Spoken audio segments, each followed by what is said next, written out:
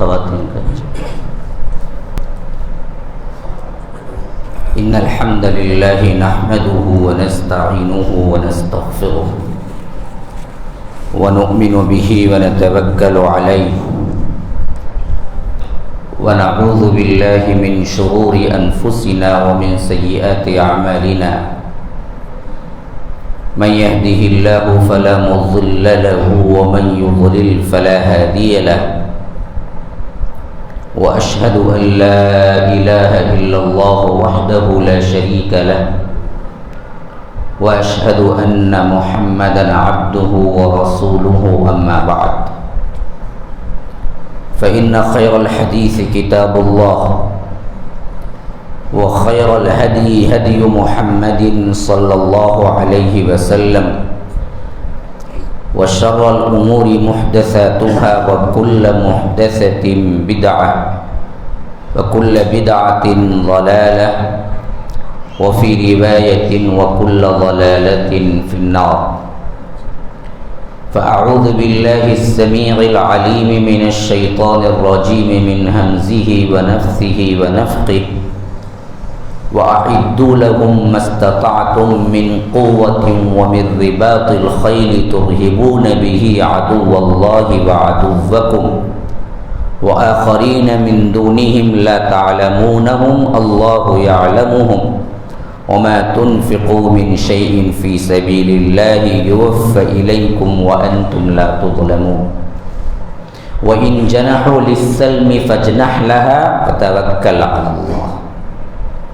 اللهم أرنا الحق حقا وارزقنا اتباعه وأرنا الباطل باطلا وارزقنا اجتنابه اللهم علمنا ما ينفعنا وانفعنا بما علمتنا وارزقنا علما رب اشرح لي صدري ويسر لي أمري واحلل عقدة من لساني يفقهوا قولي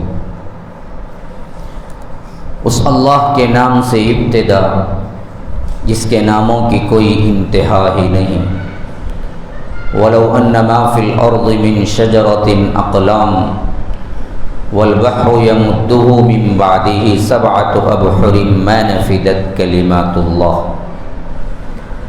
اس ذات اقدس پر کروڑوں درود و سلام ہوں جو تمام جہانوں کے لیے رحمت للعالمین بن کے آئے تھے اللہم صلی علی محمد وعلی آل محمد کما صلیت علی ابراہیم وعلی آل ابراہیم انک حمید مجید وبارک علی محمد وعلی آل محمد کما بارکت علی ابراہیم وعلی آل ابراہیم انک حمید مجید برادران اسلام، واجب الاحترام بزرگوں، دوستوں، عزیز ساتھیوں، لائق احترام ماؤں اور بہنوں،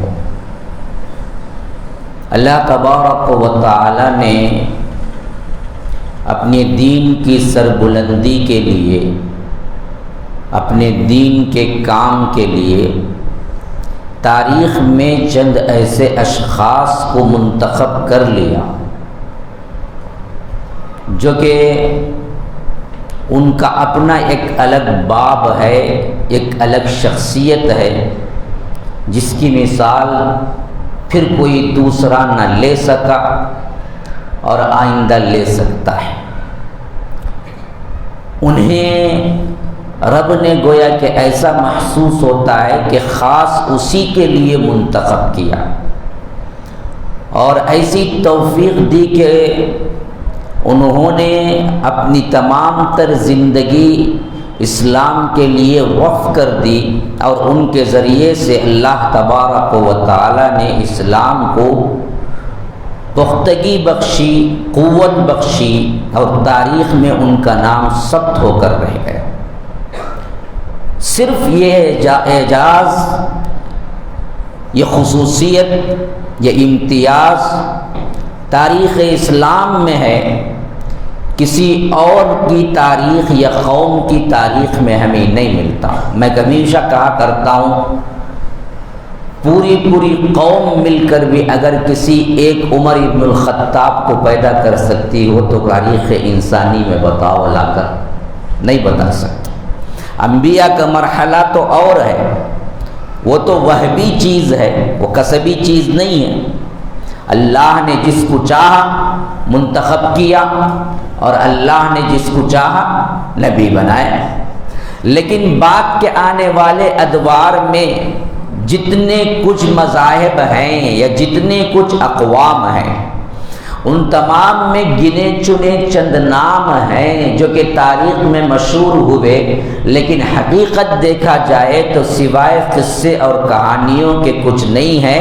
ایک بھی عمر بن الخطاب تمام مذاہب والے مل کر بھی نہیں لا سکتے اپنے اپنے قوم یا اپنے اپنے مذہب کے اندر۔ وہ اخلاق، وہ کردار، وہ بلندی، وہ قوت، وہ ایمان، وہ مساوات کوئی نہیں لا سکتا۔ ایک صدیق اکبر کسی قوم کو نہیں ملا، ایک فاروق اعظم کسی کو نہیں ملا، ایک صلاح الدین ایوبی کسی کو نہیں ملا۔ لیکن ہماری تاریخ اس طرح کے ہیروز سے بھری ہوئی ہے۔ بدقسمتی یہ ہے کہ ہم دوسروں میں ڈھونڈ رہے ہیں۔ ہمارے پاس ہیرے ہیں، لیکن ہماری مت ماری گئی ہے کہ ہم سنگریزوں کو ہیرا سمجھ کے آج بھی نمونے کے طور پہ پیش کرتے ہیں، اور ہماری زبانوں پر بھی وہی الفاظ ہیں جو غیروں نے ہماری زبانوں پہ چڑھا دیا ہے۔ فاتح اعظم، سکندر اعظم کہتے ہیں۔ ارے سکندر کا کیا ہے؟ ایک خالد ابن الولید کا ایک معرکہ اٹھا لو جس میں انہوں نے انصاف سے کام لیا ہے، وہ سکندر کے پورے فتوحات کو جمع کر دو تو خالد ابن الولید کے گھوڑے سے نکلنے والے دھول کے برابر بھی نہیں۔ لیکن آج لوگ کہتے سکندر اعظم، فاتح اعظم۔ کہاں کا فاتح اعظم؟ جس نے قوم انسانیت کو ایسے مارا اس کے ہاتھوں قتل اور اس کے ہاتھوں مرنے والے بستیوں کی بستیاں۔ چنگیزیت کا نعرہ بہت بلند لگایا جا سکتا ہے، اور چنگیز خان کو آپ تاریخ کا بہت بڑا فاتح کہہ لیں جو تقریباً پوری دنیا کو پہنچ گیا تھا، لیکن اسی کے ساتھ ساتھ انسانیت کی سب سے بدترین مثال چنگیز خان تھا، جس نے انسانی کھوپڑیوں کے مینار بنا کے اس پر اپنا تخت رکھتا تھا۔ تو جہاں فاتح، جہاں حاکم، جہاں جرنیل، جہاں سپہ سالار، یہ تاریخی طور پر جو نامور ہم آپ کو پڑھاتے ہیں یا آج کی دنیا میں ہم پڑھتے ہیں، نصابی کتابوں میں بچوں کی اسکولنگ میں رکھ دیا گیا ہے، اگر انصاف کی نظر سے دیکھا جائے تو اللہ کے قسم کھا کے کہتا ہوں حضرت خالد ابن الولید کے پاؤں کی دھول تو بہت دور کی بات، ان کے گھوڑے کے پاؤں کی دھول کے برابر بھی نہیں پہنچتے، جو کہ ایک غیر تربیت یافتہ کسی فوجی اسکول میں ٹریننگ لیے بغیر اچانک منظر عام پہ آتا ہے اللہ کے فضل و کرم سے، اور ایسے فتوحات اور ایسی جنگی تدبیریں اختیار کرتا ہے کہ اس وقت کے عرب ہوں یا عجم ششدر ہو کے رہ جاتے ہیں، اور آج تک ان جیسا کوئی سپہ سالار نہ کوئی قوم پیدا کر سکی، نہ تاریخ اسلام نے اس سے پہلے نہ اس کے بعد کبھی پیدا ہو۔ انہی کی سیرت مبارکہ کو سننے کے لیے آج ہم یہاں جمع ہوئے ہیں، سیرت خالد ابن الولید۔ لیکن ان کی سیرت کو سننے سے پہلے کچھ باتیں ذہن نشین کر لیجئے۔ مقصد کیا ہے؟ خالد ابن الولید رضی اللہ عنہ، ان کی سیرت مبارکہ پوری کی پوری جنگوں سے بھری ہوئی ہے، اور بعض مؤرخین کی تعداد کے حساب سے اسلام قبول کرنے کے بعد کی جو جنگیں لڑی ہیں، ان جنگوں کے اگر چھوٹے بڑے تمام معرکوں کا حساب لگا لیا جائے تو تاریخی مؤرخین کہتے ہیں کہ 125 جنگوں میں انہوں نے حصہ لیا، 125 جنگوں میں حصہ لیا، اور وفات کے وقت وہ خود کہا کرتے تھے کہ جسم کا کوئی حصہ ایسا نہیں ہے میرا جہاں پر کوئی تلوار کوئی نیزہ نہ لگا ہو۔ اس حد تک جنگ کے اندر مصروفیت اختیار کی۔ تو ایک عام سا ذہن پیدا ہوتا ہے کہ کیا اسلام تلوار اور جنگوں سے پھیلا؟ جس کے اعتبار سے ہم ان کی سیرت مبارکہ کو سننے کے لیے جمع ہوئے ہیں؟ نہ، اصل معاملہ یہ تھا کہ اسلام اپنے آپ میں امن کی طرف دعوت دیتا ہے، اور اسلام کا معنی ہی امن ہے۔ امن میں جو خلل ڈالتے ہیں اللہ تبارک و تعالی نے ان سے قتال اور جہاد کرنے کا حکم دیا ہے، تو امن میں جو فسادی ہیں اس فساد کو دور کرنے کے لیے جد و جہد کرنا جہاد کہلاتا ہے، اور اس میں آڑے آنے والا کوئی بندہ لشکر کے ساتھ ٹکراتا ہے تو وہ قتال کہلاتا ہے۔ جہاد اور چیز ہے، قتال اور چیز ہے۔ جاہد کا مطلب ہے اسٹرگل کرنا، کوشش کرنا، یہ عام لفظ ہے۔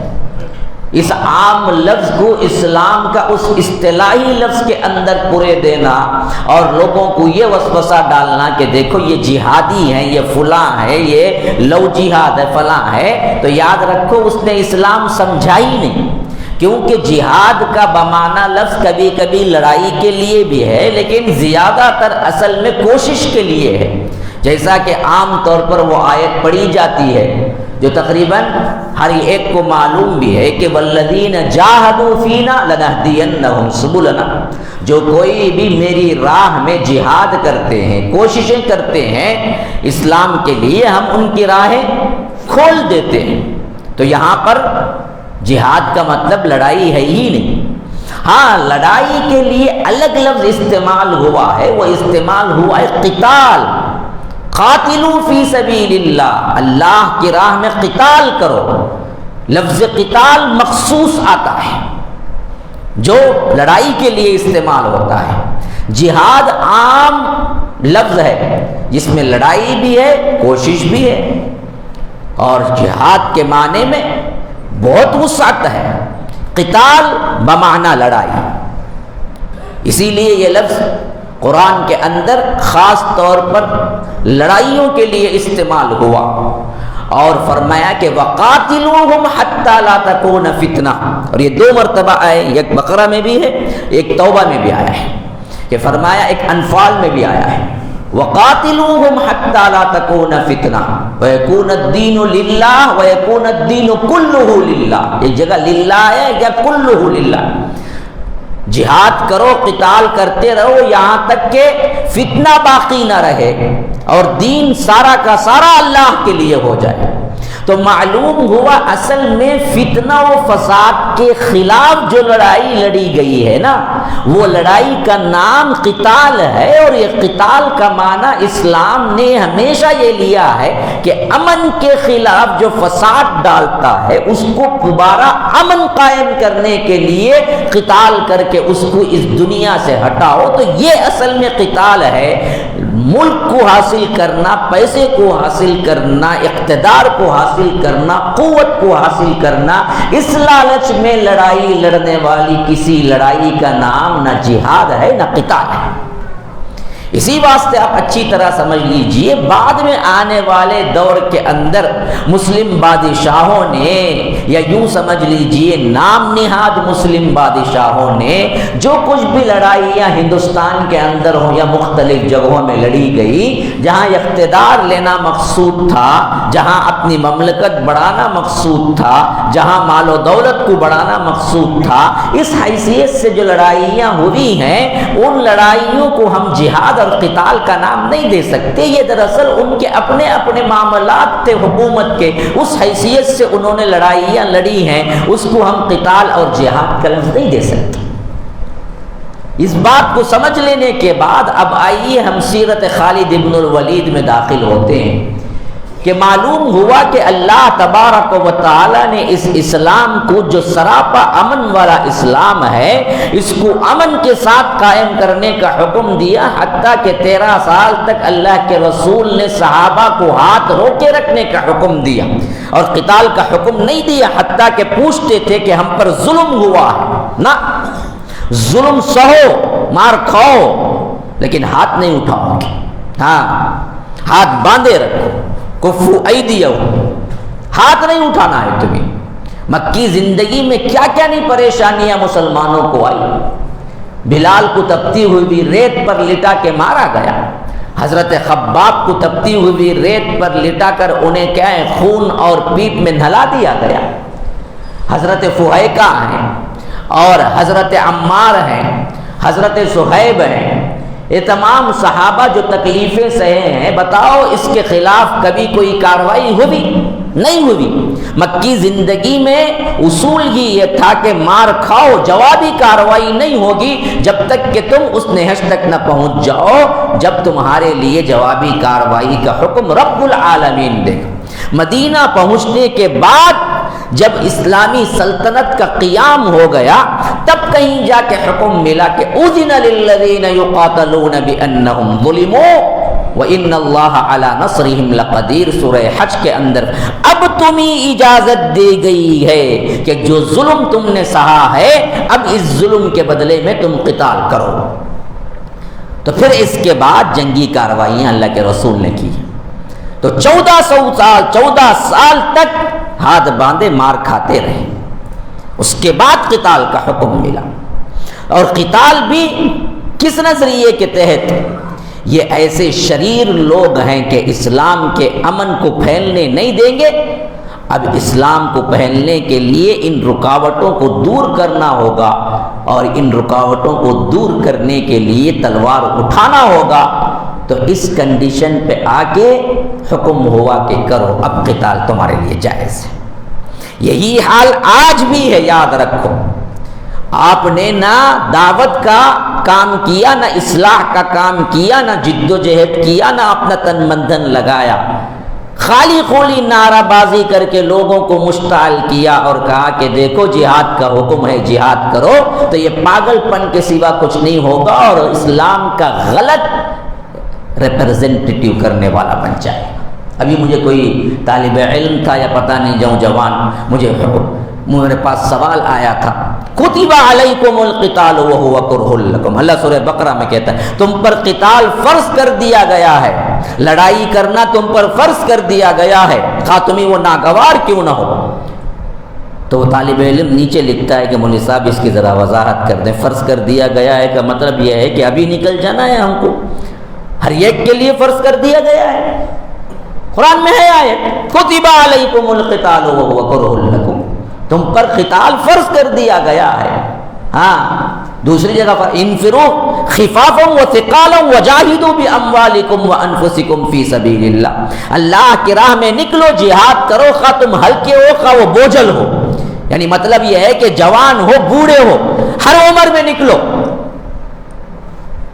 ان آیتوں کو غلط ان بدبختوں نے پیش کیا، جو وسیم رضوی کے کتوں اور ان کے چاپلوسی کرنے والے جو لوگ ہیں، ان بدبختوں نے کیا کیا، انہی آیات سے مسلمانوں کو پریشان کیا ہے، اور عوام بھی سمجھتی ہے کہ ہاں یہ آیتیں، یاد رکھو ان کتوں کے لیے ہزاروں تفاسیر لکھ کے سمجھا دیا گیا کہ یہ آیتیں عام نہیں ہیں، لیکن ان بدبختوں کو نظر صرف اور صرف غلاظت ہی آتی ہے جو ان کے ذہنوں میں ہوتی ہے، ورنہ تو یہاں پر حکماً تمام عالم کو نہیں کہا گیا، یہ مخصوص واقعات پر، مخصوص پس منظر پر نازل ہونے والی آیات ہے۔ حالات کے اعتبار سے ہمیشہ ہے کیا؟ امن۔ نارمل حالات میں ہمیشہ ہے کیا؟ امن۔ قتال کہاں آئے گا؟ آخری حیثیت میں آئے گا جب تمہارا کام دعوت وغیرہ کر کے تم حجت قائم کر دو گے، جس مرحلے پر اللہ کے رسول صلی اللہ علیہ وسلم نے صحابہ کو حکم دیا، وہاں پر آئے گا۔ اس بات کو ذہن نشین کر لیجئے۔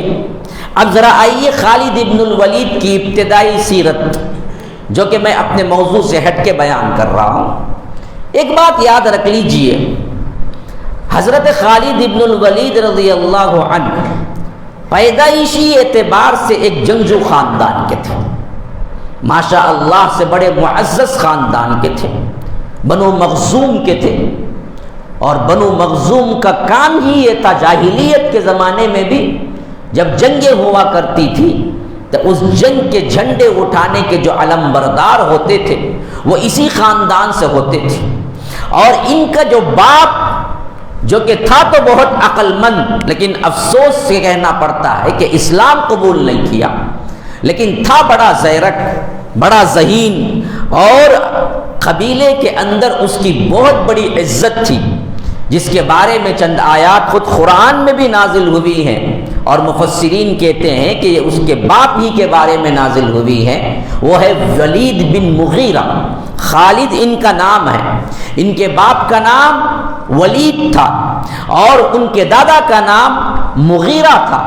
حضرت خالد ابن الولید کے باپ کا نام ہوا ولید بن مغیرہ، اور ولید بن مغیرہ اس حد تک ذہین و فطین تھا کہ عمومی طور پر بڑے بڑے سردار ولید بن مغیرہ سے مشورہ لیا کرتے تھے اور اس کی عقل کو سراہتے تھے، اور اللہ کے رسول صلی اللہ علیہ وسلم کے ابتدائی ایام میں بھی نبوت کے توقع تھی کہ ولید بن مغیرہ اسلام قبول کر لے گا، لیکن ہدایت اس کے نصیب میں نہیں تھی، آخر کار وہ جہنم رسید ہوا، لیکن تھا بڑا ذہین و فطین، جس کے بارے میں رب کہتا ہے سورہ مدثر کے آیات میں انہو فکر وقدر فقتل کیف قدر ثم قتل کیف قدر ثم نظر ثم عبس وبصر ثم ادبر واستكبر فقال ان هذا الا سحر يؤثر ان هذا الا قول البشر سأصليه سقر وما ادراك ما سقر لا تبقي ولا تذر لواحة للبشر علیہا 19۔ یہ تمام آیات مفسرین کہتے ہیں کہ ولید بن مغیرہ کے بارے میں نازل ہوئی، یعنی اللہ کے رسول صلی اللہ علیہ وسلم کا دعوت کا سلسلہ جب شروع ہوا اور خاص طور پر 4 نبوت کے اندر حج کا موسم آیا اور حجاج کرام آنے لگے، تو ان لوگوں کی قریش کی ایک میٹنگ ہوئی۔ میٹنگ کا مرکزی مضمون کیا تھا؟ یہی تھا کہ اب جو لوگ باہر سے آئیں گے اور اللہ کے رسول صلی اللہ علیہ وسلم جا کے اپنی نبوت پیش کریں گے اور اپنا کلام قرآن کو پیش کریں گے، تو یہ ایسا کلام ہے جسے سنتے ہی لوگ مرعوب ہوتے ہیں، سمجھتے ہیں، ہدایت پا لیتے ہیں، تو لوگ جو آئیں گے ہم پہلے ہی کوئی نہ کوئی نام دے دیں گے اللہ کے رسول کو، جس سے ڈرا کر ہم قرآن کو سننے سے روکیں گے۔ میٹنگ کا ایجنڈا یہ تھا، تمام سردار جمع ہو گئے، ولید بن مغیرہ بھی تھا۔ کسی نے کہا ہم ان کو جادوگر کہہ دیں گے، لوگوں نے کہا کہ جادوگر والی کوئی بات ان میں نہیں ہے، لوگ الٹا ہم ہی ماریں گے، تو ہم ان کو جادوگر تو نہیں کہیں گے۔ کوئی دوسرے نے کہا کہ ہم ان کو ساحر کہہ دیں گے، کہا کہ ساحر والی بات بھی کوئی نہیں لگتی۔ کسی نے کہا کہ ان کو ہم شاعر کہہ دیں گے، لوگوں نے کہا کہ شاعروں والی بات بھی کوئی نہیں لگتی۔ کسی نے کہا کہ یہ جو جھاڑ پھونک کرتے ہیں اس طرح کوئی نہ کوئی بات کہہ دیں گے۔ کسی نے کہا کہ نہیں یہ بات بھی لگتی نہیں ہے۔ کسی نے کہا کہ ہم ان کو پاگل کہہ دیں گے، بعضوں نے کہا کہ پاگلوں والی بات بھی کوئی نہیں لگتی۔ تو جو سرداروں نے جو کام کہا، نام دینے کو کہا، سب کا انکار کرتا رہا۔ کون؟ ولید بن مغیرہ۔ آخری میں اللہ کہتا ہے انہو فکر وقدر، وہ بڑا کیا ہے؟ متفکر ہوا، وہ بڑا غور و فکر میں پڑ گیا، بڑا اندازہ لگانے کی، جیسے بڑے لوگ کیا ہیں کبھی کبھی پیشانیوں پہ بل ڈال کے سوچنے پہ یوں بیٹھ جاتے ہیں کہ کوئی بہت بڑا فیصلہ کرنے والے۔ فکر وقدر فقتل کیف قدر، خدا کی مار اس پر کیسا برا فیصلہ کیا۔ ثم قتل کیف قدر، خدا کی مار اس پر کس نے کیسا برا فیصلہ کیا۔ ثم نظر، پھر آنکھوں کو پھرایا، سر اٹھایا۔ ثم عبس وبصر، پھر اس کے بعد پیشانی پہ بل ڈالا، اور اس کے بعد لوگوں کو یوں دیکھا کوئی اہم فیصلہ سنانے والا ہو۔ پھر اس کے بعد کہا فقال ان ھذا الا سحر یؤثر، ہمیں کچھ سمجھ نہیں آتا سوائے ایک کہ کیا ہے، یہ دراصل ایک جادو ہی ہے۔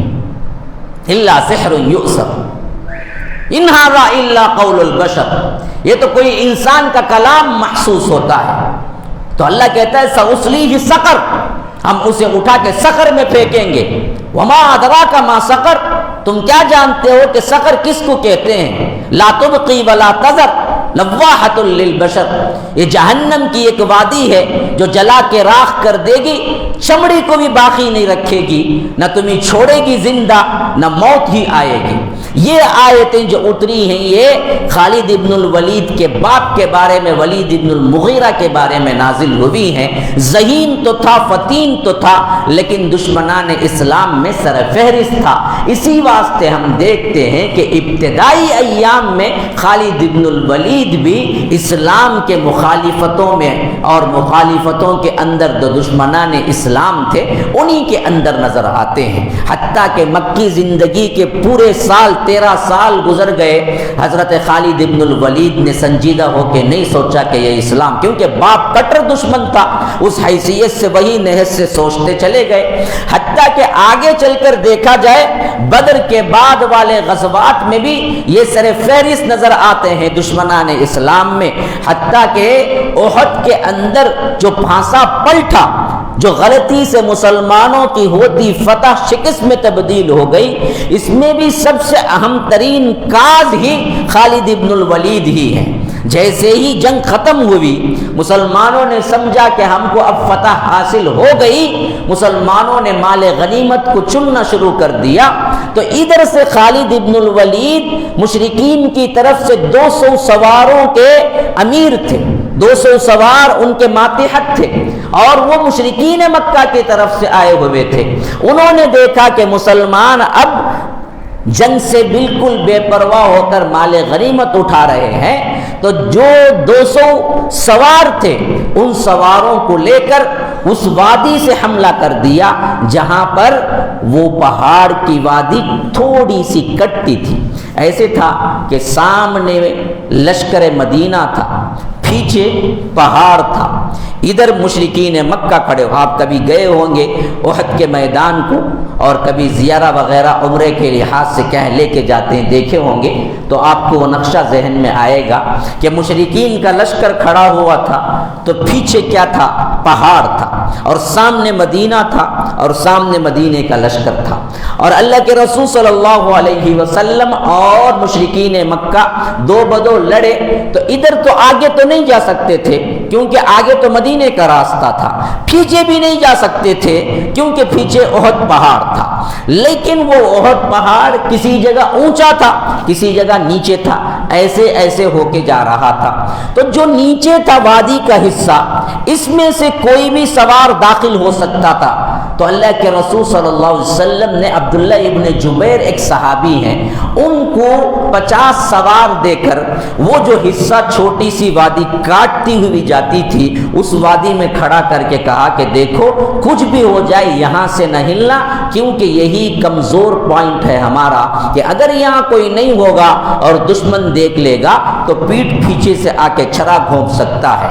لیکن جب جلد ہی فتح ہو گئی اور مسلمانوں نے سوچا کہ اب تو دشمن چلا گیا، اور خالد ابن الولید اس وقت دشمن کے اندر تھے، اور عبداللہ ابن جبیر یہاں پر 50 سواروں سے کھڑے ہوئے تھے، اور جب دیکھا کہ صحابہ یہاں سے ہٹنے لگے ہیں تو عبداللہ ابن جبیر رضی اللہ عنہ نے کہا کہ اللہ کے رسول نے منع کیا ہے، لیکن سمجھنے میں غلطی ہوئی صحابہ کو کہ کہا کہ وہ تو جنگ کے موقع پر کہا، اب تو جنگ ختم ہو گئی، اس واسطے تقریباً 50 میں سے 40 صحابہ وہاں سے ہٹ گئے، اب 10 صحابہ باقی تھے۔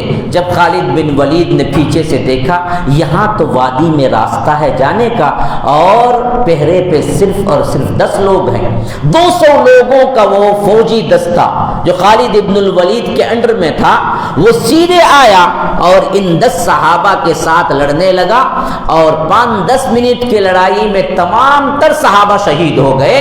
اب بالکل راستہ کھلا ہوا تھا تو 200 سواروں سے لے آ کے کیا ہے وہ حملہ کیا، جس کی وجہ سے اللہ کے رسول صلی اللہ علیہ وسلم تک کو یہ افواہ اڑی کہ اللہ کے رسول شہید ہو گئے، اور دندان مبارک اللہ کے رسول کے شہید ہو گئے، خود کی کڑیاں چپ گئی تھی جس کی وجہ سے خون رسنے لگا، یہاں تک کہ اللہ کے رسول کے گھٹنے پہ موج آئی اور اللہ کے رسول بے ہوش ہو کے گر پڑے۔ یہ تمام واقعات واقعتاً دیکھا جائے تو پیچھے سے جو حملہ ہوا اس حملے کی وجہ سے ہوا، اور وہ کرنے والے خالد ابن الولید تھے جو ابھی اسلام قبول نہیں کیے تھے۔ اتنا بڑا کردار رہا۔ پھر اس کے بعد آگے چلو، غزوہ بدر کے بعد سب سے بڑی لڑائی غزوہ خندق کی ہوئی جو 5 ہجری میں پیش آئی۔ اس ترتیب کو یاد رکھنا میرے بھائی، تبھی بات سمجھ آئے گی۔ مدینہ جانے کے بعد بڑی بڑی جو لڑائیاں ہوئی ہیں وہ اس ترتیب سے یاد رکھنا۔ بدر 2 میں آئی، 2 ہجری میں، اور احد 3 ہجری میں ہوئی، اور غزوہ خندق 5 ہجری میں ہوئی۔ 5 ہجری کے اندر جو مقابلہ ہوا وہ ادھر مدینے کے افراد تقریباً 3000 کے قریب تھے مسلمان، اور مقابلے پر آنے والے تقریباً 10,000 لوگ تھے جو مشرکین تھے۔ یہ دگنی تعداد تھی، تگنی تعداد تھی، لیکن اللہ نے اوپر آسمانوں پر سے فیصلہ کیا، لڑائی نہیں ہوئی بلکہ اللہ نے ایسی آندھی بھیجی جس کی وجہ سے وہ میدان میں ٹھہر نہیں سکے، اور 10,000 کا لشکر تتر بتر ہو کے منتشر ہو کے بھاگ گیا۔ تقریباً 15 دن تک محاصرہ رہا۔ اب اس کے بعد کا زمانہ اللہ کے رسول صلی اللہ علیہ وسلم نے کہا کہ اس کے بعد ان لوگوں کی ہمت نہیں ہوگی کہ وہ ہم پہ حملہ کریں۔ حملہ اگر ہوگا تو ہم کریں گے، لیکن ان کی ہمت نہیں ہوگی، کیونکہ اس وقت تمام قریش جمع ہو کر کیے تھے، لیکن اللہ نے ان کو پسپا کر دیا۔ ہوا یہ کہ اس کے بعد سونا نہیں، واقعات ہیں لیکن بڑے ہی نصیحت آمیز واقعات ہیں۔ ہاں، ٹھنڈا ہے موسم، اس کے اوپر لمبی لوری دی جیسا میں کیا کہانی بولتا ہوں بولے تو سیدھا پہنچ جانا نہیں، سننے کے لیے کہا۔ ایک تو سیرت پڑھتے نہیں، کم از کم سننے کی کوشش کرو۔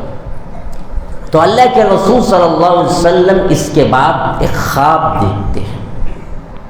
خواب کیا دیکھتے ہیں کہ اللہ کے رسول صلی اللہ علیہ وسلم عمرہ کر رہے ہیں، یہ خواب دیکھتے ہیں۔ اس کا ذکر قرآن میں بھی آیا، لقد صدق اللہ رسولہ الرؤیا بالحق، کہ اللہ کے رسول صلی اللہ علیہ وسلم خواب دیکھتے ہیں کہ عمرہ کر رہے ہیں۔ اب عجیب بات ہوئی نا، کیوں بولو، کیوں عجیب بات ہوئی؟ اس میں کیا عجیب بات ہے؟ اللہ کے رسول 5 نبوت میں غزوہ احزاب کے پیش آنے کے بعد خواب دیکھتے ہیں۔ خواب میں دیکھتے ہیں کہ اللہ کے رسول صلی اللہ علیہ وسلم عمرہ کر رہے ہیں۔ بڑی عجیب بات تھی، کیا وجہ؟ ہاں بھائی، ہاں کیا ہے جانے میں؟ جانا تھا تو جانا تھا۔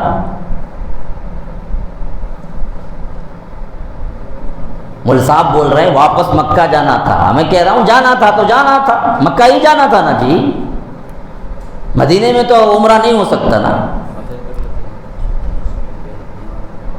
ہاں ڈر ڈر کو بولے تو کیسا ہوگا، بولے تو آواز سے بولنا پوری ہمت سے۔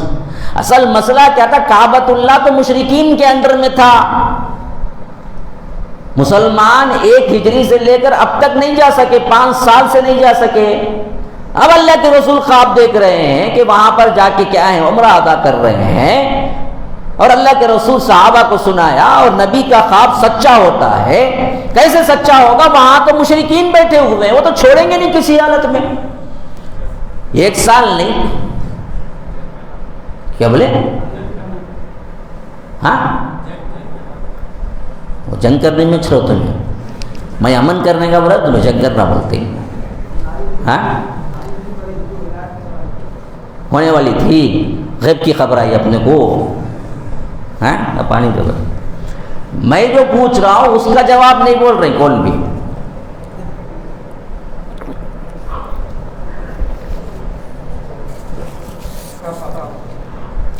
عجیب بات جو تھی وہ یہ تھی کہ کیسے جائیں گے، عمرہ کیسے کریں گے، مشرکین کے ہاتھوں میں ہے نا۔ پھر بھی جب نبی نے خواب دیکھا، گویا کہ خواب ایک حکم ہوتا ہے نبی کے لیے، اس واسطے اللہ کے رسول صلی اللہ علیہ وسلم خاموش نہیں بیٹھے۔ اس خواب کو بیان کرنے کے بعد صحابہ کو کہا کہ میں تو نکل ہی رہا ہوں، تمہاری مرضی، کون کون آنے والا ہے آ جائے۔ اور صحابہ خاموش رہنے والے ہیں۔ جب اللہ کے رسول آپشن دیے، ہم جیسے ہیں کہ آپشن دیے تو باہر نکل جائیں، ہمارے پاس کیا زبردستی کرنا پڑتا، آپشن چلتا نہیں۔ ہاں ہٹکو آ جاؤ بھائی ٹیکا لے ہونا کو نہیں ہٹ جی چھوڑو جی ٹیکا آ کو بیٹھو جی. اچھا مجبور ہوا تھا بندہ ہاں انہیں چھوڑتا نہیں بھائی نے تب بھی چنے ٹیکا چھوڑتا. آپ لوگوں کو چاہیے کہ آپ ٹیکا نہ لیں. بولے تو مولوی صاحب ابھی بولتے رہو میں یہ خورا ٹیکے نہیں لے کو آتا ہوتا ہوں. آپشن چلتا نہیں ہمارے پاس. ہاں جب تک سر کو نہیں کھڑے ہوتے کام نہیں بنتا. وہ تو صحابہ تھے ان کو آپشن ہی بہت بڑا حکم کے مانند تھا. تو جیسے ہی اللہ کے رسول نے کہا کہ میں جا رہا ہوں جتنے صحابہ ہو سکتے سب تیار ہو گئے اور بڑھتی بڑھتی تعداد 1400 صحابہ ہو گئے پورے جو پورے کے پورے چلنے کے لیے تیار تھے. اب اللہ کے رسول صلی اللہ علیہ وسلم کو معلوم تھا کہ یہ بدبخت ضرور بھی ضرور کچھ نہ کچھ کارروائی کریں گے ہمیں کعبۃ اللہ تک پہنچنے کے لیے نہیں دیں گے. اس واسطے اللہ کے رسول صلی اللہ علیہ وسلم نے عام اعلان کر دیا تھا کہ دیکھو سوائے تلوار کے کوئی جنگی سامان نہیں لینا ہے. کیوں؟ تلوار ایسے ہی تھا جیسے آج موبائل ہے. ہاں ہمیں موبائل کیا کرے پکڑ لے تو رکھ گیا. اصل تو کچھ اور ہونا چاہیے تھا ہاتھ میں وہ تو چھوٹ گیا. اٹھا لیے کیا ہے غلاظت کا ڈبہ اور ہر غلاظت اس کے اندر موجود ہے. اسی میں رات بسر کرتا اسی میں دن بسر کرتا. کئیوں کے بارے میں مجھے شکایتیں تک آئی مولوی صاحب حمام کو بھی ٹوائلٹ کو بھی ہیڈ سیٹ بھی لے کو جاتا موبائل بھی لے کو جاتا مولوی صاحب گھنٹے نہیں آتا واپس.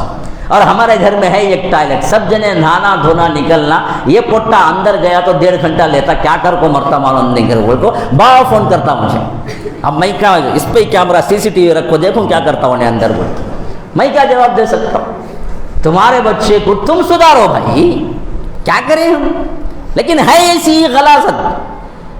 ہاں ہم نے اسی کو تو وہ ایک لازمی شے تھی تلوار ہر آدمی رکھتا تھا. تو اس حیثیت سے وہ تو لینا ہی لیکن جنگی دوسرا سامان نہ لو تاکہ وہ لوگ اگر روکیں تو ہم بطور ثبوت بتائیں کہ دیکھو بھائی ہم عمرہ کر کے جانے والے لڑائی جھگڑے کے لیے نہیں آئے. تو اللہ کے رسول صلی اللہ علیہ وسلم نکل گئے. آخری مرحلہ حدیبیہ. اب چلے جائیں نا جی کعبۃ اللہ پہنچے اور کعبۃ اللہ کی وہ پرانی روڈ جو ہے نا اس روڈ پہ آپ جائیں 15-20 کلومیٹر وہاں پر لکھا ہوا ہوگا حدیبیہ. وہی مقام ہے جہاں پر حدیبیہ میں ان لوگوں نے روک دیا اللہ کے رسول کو کہا کہ آپ نہیں جا سکتے. اللہ کے رسول صلی اللہ علیہ وسلم نے کہا کہ بھائی ہمارا ارادہ کچھ نہیں ہے سوائے اس کے کہ عمرہ ادا کرنا ہے. دیکھو ہمارے پاس قربانی کے جانور ہیں اور تلوار کے علاوہ کچھ نہیں ہے. ہمارا جنگی نوعیت کا کوئی منصوبہ نہیں ہے. صرف تم اجازت دو چند گھنٹوں کے لیے ہم جائیں گے طواف کریں گے سعی کریں گے حلق کریں گے اور جانوروں کو ذبح کریں گے پھر نکل کے آ جائیں گے مسئلہ ختم. انہوں نے کہا کہ نہیں جی ہم اس سال تو ہرگز بھی نہیں دیں گے. اگر ہم آپ کو اجازت دے دیں گے تو پھر تو لوگ کہیں گے یہ لوگ مرعوب ہو گئے مسلمانوں سے ڈر گئے ہم یہ تانا برداشت نہیں کریں گے. اگر آپ اپنی بات میں سچے بھی ہیں تو ہم اس سال تو نہیں دیں گے. ہاں اگلے سال چاہے تو آپ کو 3 دن کے لیے ہم مکہ خالی کر دیں گے آپ آ کے کیا کریں عمرہ کر کے چلے جائیں. لیکن 6 سال یعنی 6 ہجری پر جب آپ آئے تھے حدیبیہ تو ان لوگوں نے حدیبیہ کے مقام پہ روک دیا. اللہ کے رسول صلی اللہ علیہ وسلم نے کہا کہ چلو مان لیا ہم کو لڑائی جھگڑا کرنا نہیں ہے. ہاں جو لوگ الزام لگاتے ہیں نا ان کو سوچنا چاہیے اگر لڑائی کی نوعیت ہوتی تو سب سے پہلے صحابہ تیار تھے وہاں پر. اللہ کے رسول نے کہا کہ نہیں ہم کو منظور ہے ہم واپس جاتے ہیں.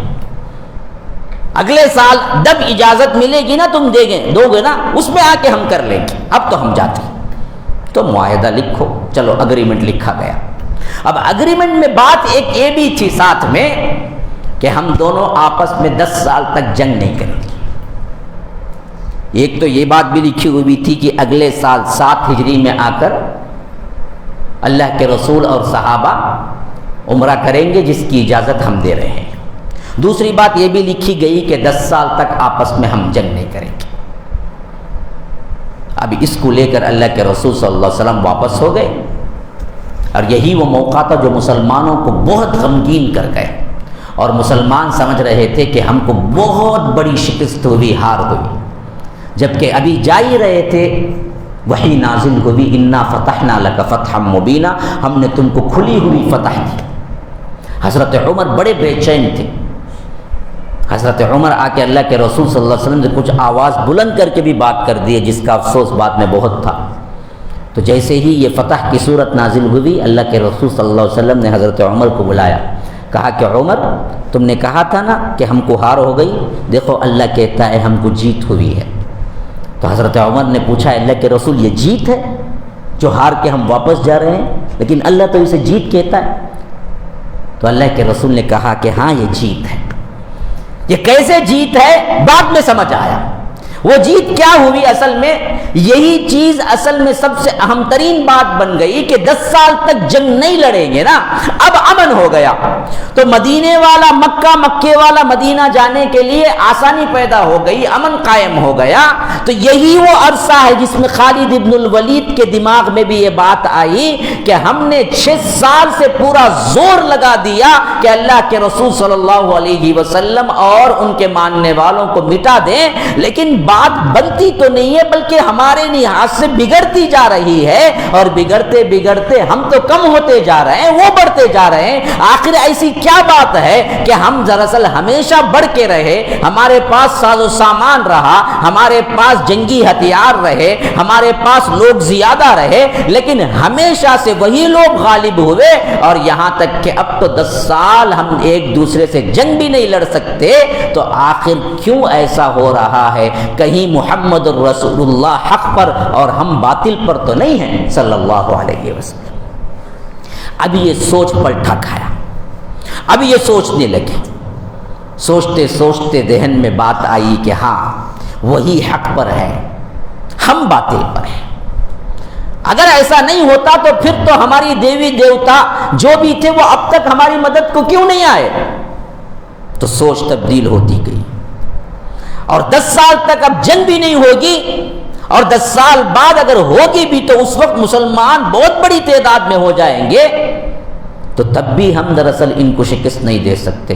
تو حضرت خالد ابن الولید کہتے ہیں کہ میں یہ سوچ لے کے سیدھے میرا سب سے بڑا دوست صفوان بن امیہ تھا، اس کے پاس گیا، کہا کہ دیکھ ایسا لگتا ہے کہ اب غالب جو ہوگا وہ تو محمد اور اس کا گروہ ہوگا صلی اللہ علیہ وسلم، اور کیوں نہ ہم ان کے غالب ہونے سے پہلے ہی ہم خود جا کے اسلام قبول کر لیں۔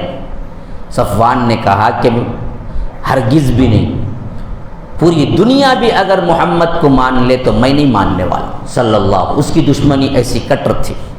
تو حضرت خالد ابن الولید نے اسے چھوڑا، پھر جا کے کیا ہے دوسرے اور دوست سے بات کی، اس نے کہا کہ نہیں میں بھی نہیں مان سکتا۔ تو پھر اس کے بعد خالد ابن الولید کہتے ہیں کہ میں اپنے بہت جگری یار عثمان بن طلحہ بن عثمان کے پاس گیا، اور بڑی توقع تھی کیونکہ وہ بھی ذرا ذہین و فطین میرے ہی جیسا سوچنے والا تھا۔ میں نے کہا کہ دیکھ ہم نے بدر میں لڑائی کی، احد میں لڑائی کی، خندق میں لڑائی کی، ان تینوں لڑائیوں میں ہم نے سب کچھ قربان کیا، لیکن تعداد میں اضافہ کہاں ہو رہا ہے؟ دیکھ اللہ کے رسول صلی اللہ علیہ وسلم کے ماننے والوں میں تو اضافہ ہو رہا ہے، اور ہمارے جو بڑے بڑے سردار تھے وہ تو پہلے ہی معرکے میں مارے گئے اور کم ہوتے گئے۔ تو کیا اس بات کی دلیل نہیں ہے کہ حق ان کے ساتھ ہے، اور ہمارے دیوتا دیویاں کچھ ہمارا ساتھ نہیں دے رہی ہیں، جبکہ آج کیا ہے ہم دونوں کے درمیان لڑائی بھی بند ہے، کیوں نہ ہم خود جا کے اللہ کے رسول صلی اللہ علیہ وسلم کو سچا جان لیں۔ تو طلحہ بن عثمان نے کہا کہ یہی بات میرے ذہن میں بھی کئی دنوں سے ہے کہ ہم خود جا کے کیوں نہ اللہ کے رسول صلی اللہ علیہ وسلم کو مان لیں۔ تو اس نیت کے ساتھ یہ دونوں خاموشی کے ساتھ مکے سے نکل گئے۔ 8 ہجری کے قریب کا زمانہ تھا، تقریباً 7 ہجری مکمل ہو کے 8 لگ رہا تھا، جس میں حضرت خالد ابن الولید بھی اور طلحہ بن عثمان بھی دونوں مدینے کی طرف جا رہے تھے کہ راستے میں ایک اور سوار نظر آیا، اکیلا جو جا رہا تھا۔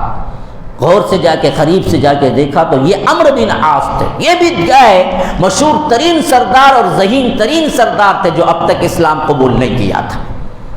انہوں نے کہا کہ یہاں کہاں؟ مدینے کے راستے پر، تم تو کافر مشرک ہو ابھی۔ کہا کہ تم بھی تو مدینے کے راستے پر ہو، تم کہاں؟ کہ ان دونوں نے کہا کہ اصل معاملہ یہ ہے کہ ہمارے دل کی دنیا بدل گئی، ہم تو سمجھتے ہیں اللہ کے رسول یہ حق پر ہے، تو اس واسطے ہم اسلام قبول کرنے کے لیے جا رہے ہیں۔ تو عمرو بن عاص نے کہا کہ میری بھی وہی نیت ہے جس کی وجہ سے میں بھی اکیلا جا رہا ہوں۔ تو تب تینوں نے کہا کہ جب تینوں کا مقصد یہ ہے تو تینوں مل کے کیوں نہیں جانا؟ تو اب عمرو بن عاص بھی، طلحہ بن عثمان بن طلحہ بھی اور خالد بن ولید بھی، تینوں ایک ساتھ سفر کر کے مدینہ پہنچے۔ تو جیسے ہی انٹرنس میں پہنچے لوگوں نے دیکھا، اسی وقت شور و غل مچ گیا کہ خالد آئے ہیں تو ضرور کچھ نہ کچھ خوشخبری لائے ہیں۔ یہاں تک کہ اللہ کے رسول صلی اللہ علیہ وسلم کو اطلاع مل گئی کہ خالد بھی آئے ہیں اور طلحہ بن عثمان بھی آئے ہیں اور ساتھ میں عمرو بن عاص بھی آئے ہیں۔ تو اللہ کے رسول صلی اللہ علیہ وسلم نے کہا کہ ان سب کو بلا کے لے آؤ۔ اور ادھر ان کے بھائی لکھتے ہیں یہ واقعہ، جو حضرت خالد ابن الولید کے ایک اور بھائی تھے جن کا نام ولید ہی تھا، باپ کے نام پر ہی تھا، ولید بن ولید۔ وہ کہتے ہیں کہ میں پہلے ہی مسلمان ہو چکا تھا اور اللہ کے رسول صلی اللہ علیہ وسلم کے ساتھیوں میں شریک تھا، اور جب کبھی بھی اللہ کے رسول صلی اللہ علیہ وسلم مجھے دیکھتے تعجب کے ساتھ کہتے کہ تم سے بھی ذہین و فطین خالد ہے، لیکن اب تک اسلام قبول کیوں نہیں کیا یہ سمجھ نہیں آ رہا ہے۔ مدح کرتے خالد بن الولید کی۔ تو ولید بن ولید کہتے ہیں کہ میں نے ان کو لیٹر لکھا اپنے بھائی کو کہ خالد بن ولید تم کو اللہ کے رسول چاہتے ہیں اور کہتے ہیں کہ تم ذہین و فطین ہو کر بھی اب تک اسلام سے کیسے دور رہے، ابھی بھی وقت ہے آ جاؤ۔ تو وہ جب آئے مکے کے مدینے کے اندر انٹر ہوئے، اتفاق سے دیکھا جائے تو ولید بن ولید ہی پہلے دیکھے اور دوڑتے بھاگتے آ کے پوچھا کہ بھائی جان کیا مسئلہ ہے، کیوں مدینہ آئے ہو؟ کہا کہ تمہارے خطوط جو آتے تھے میرے پاس یہی دل کی دنیا تبدیل کر دیے، اب اللہ کے رسول پر بیعت کرنے کے لیے آیا ہوں۔ تو یہ بھی بھاگتے دوڑتے اللہ کے رسول صلی اللہ علیہ وسلم کے پاس پہنچے اور کہا کہ اللہ کے رسول میرا بھائی جو آپ یاد کرتے رہتے ہیں اب تو سچے دل سے اسلام قبول کرنے کے لیے آیا ہے۔ تو اللہ کے رسول صلی اللہ علیہ وسلم خوشی سے چہرہ تمتما اٹھا۔ صحابہ بیان کرتے ہیں کہ جب بھی اللہ کے رسول خوش ہوتے نا تو وہ انوار، وہ نورانی چہرے سے ایسے نکلتے انوار، گویا کہ یوں لگ رہا ہوتا کہ کوئی کیا ہے زبردست نور اور لائٹ ہے جس میں سے شعائیں بکھر رہی ہیں، کیونکہ اللہ کے رسول اتنے گورے اور گلدم گوں تھے، ایسے بھی گورے نہیں تھے جس سے نظریں اگتا جائے۔ بعض یورپین کنٹریز کے آپ گوروں کو دیکھا ہوگا، جو گورا پن اتنا سفید اور اتنا سفید ہوتا ہے کہ دیکھتے ہی آنکھوں کو کیا برا لگتا ہے۔ اللہ کے رسول ایسے گورے نہیں تھے، گورے تھے لیکن گورے ہونے کے ساتھ ساتھ گندم گو تھے، یعنی ان کے اندر کچھ ایسا رنگ بھی ملا ہوا تھا جو بڑا بہاتا تھا دلوں کو، دیکھے تو ایسا لگتا تھا کہ دیکھتے رہ جاؤ۔ اور وہ گورے پن کے اندر ایک لالائی لگے ہوئے، یعنی ایک لال پن ہوا کرتا تھا، اور کبھی کبھی جب خوشی سے چہرہ تمتما اٹھا تو اللہ کے رسول صلی اللہ علیہ وسلم کے انوار اور تجلی ایسے بکھرتے کہ دیکھنے والے کو مبہوت کر دیتے۔ تو اللہ کے رسول صلی اللہ علیہ وسلم جب خوش ہوتے تو صحابہ بڑا لطف لے کے اللہ کے رسول کو دیکھتے کہ یہ اللہ کے رسول کا چہرہ ہے۔ ولید ابن الولید کہتے ہیں کہ میں نے دیکھا اللہ کے رسول صلی اللہ علیہ وسلم کا چہرہ خوشی سے تمتما اٹھا اور کہا کہ بلاؤ ان سب کو، اور یہ تینوں آئے۔ کہا کہ اللہ کے رسول صلی اللہ علیہ وسلم آج ہم اپنا آپ کے حوالے کرنے آئے ہیں، ہم غلام بن کے آئے ہیں، ہم نے سب کچھ دیکھ لیا، آپ سے لڑائیاں کی، آپ سے دشمنیاں کی، آپ کے ساتھیوں کو مارا، ہمارے بڑے بڑے گناہ ہیں، ہماری التجا صرف ایک التجا ہے، کیا ہم اسلام قبول کرنے پر اللہ ہمارے پچھلے خطاؤں کو معاف کر دے گا؟ اب دیکھیے سوچ کیسی تبدیل ہو گئی، کہاں وہ دشمنی، کہاں وہ قتال، کہاں یہ نرم دلی اور کہاں یہ الفاظ کہ صرف ایک تمنا ہے مجھے اسلام قبول کرنے کے بعد، ایک درخواست ہے اللہ کے رسول۔ اللہ کے رسول نے پوچھا وہ کیا؟ تو تینوں نے مل کے کہا کہ ہم نے جاہلیت کے زمانے میں مسلمانوں کے خلاف تلوار اٹھائی، مسلمانوں کو ایذا پہنچائی، آپ کو تکلیف پہنچائی، کیا ہمیں معافی مل جائے گی؟ اللہ کے رسول صلی اللہ علیہ وسلم نے فرمایا کہ کیا تمہیں معلوم نہیں ہے اسلام ایک ایسی چیز ہے جو اس سے پہلے کے تمام گناہوں کو مٹا دیتا ہے، تم اسلام لاؤ تمہارے پچھلے تمام گناہ معاف کر دیے جائیں گے۔ تو حضرت خالد ابن الولید نے فوری طور پر اشہد ان لا الہ الا اللہ و اشہد ان محمد رسول اللہ پڑھ کے اسلام قبول کر لیا۔ پھر اس کے بعد عمرو بن عاص نے بھی اسلام قبول کر لیا، پھر اس کے بعد طلحہ بن عثمان بن طلحہ نے بھی اسلام قبول کر لیا۔ تو اللہ کے رسول نے صحابہ کی طرف دیکھ کے فرمایا کہ آج کے دن مکے کے جگر گوشوں کو اللہ نے ہمارے حوالے کر دیا، اب مکے والوں کے پاس کچھ بچا ہی نہیں ہے. جتنے بڑے بڑے لوگ ذہین و فطین لوگ بہادر تھے، تینوں کے تینوں کو اللہ نے میرے دربار میں بھیج دیا. اب گویا کہ ان کے پاس کچھ بچا ہی نہیں. یہ جگر کے ٹکڑے تھے، مکے کے بہادر لوگ تھے، وہ سب کے سب آج میرے دامن میں. کہاں کی اذان ہے بھیا؟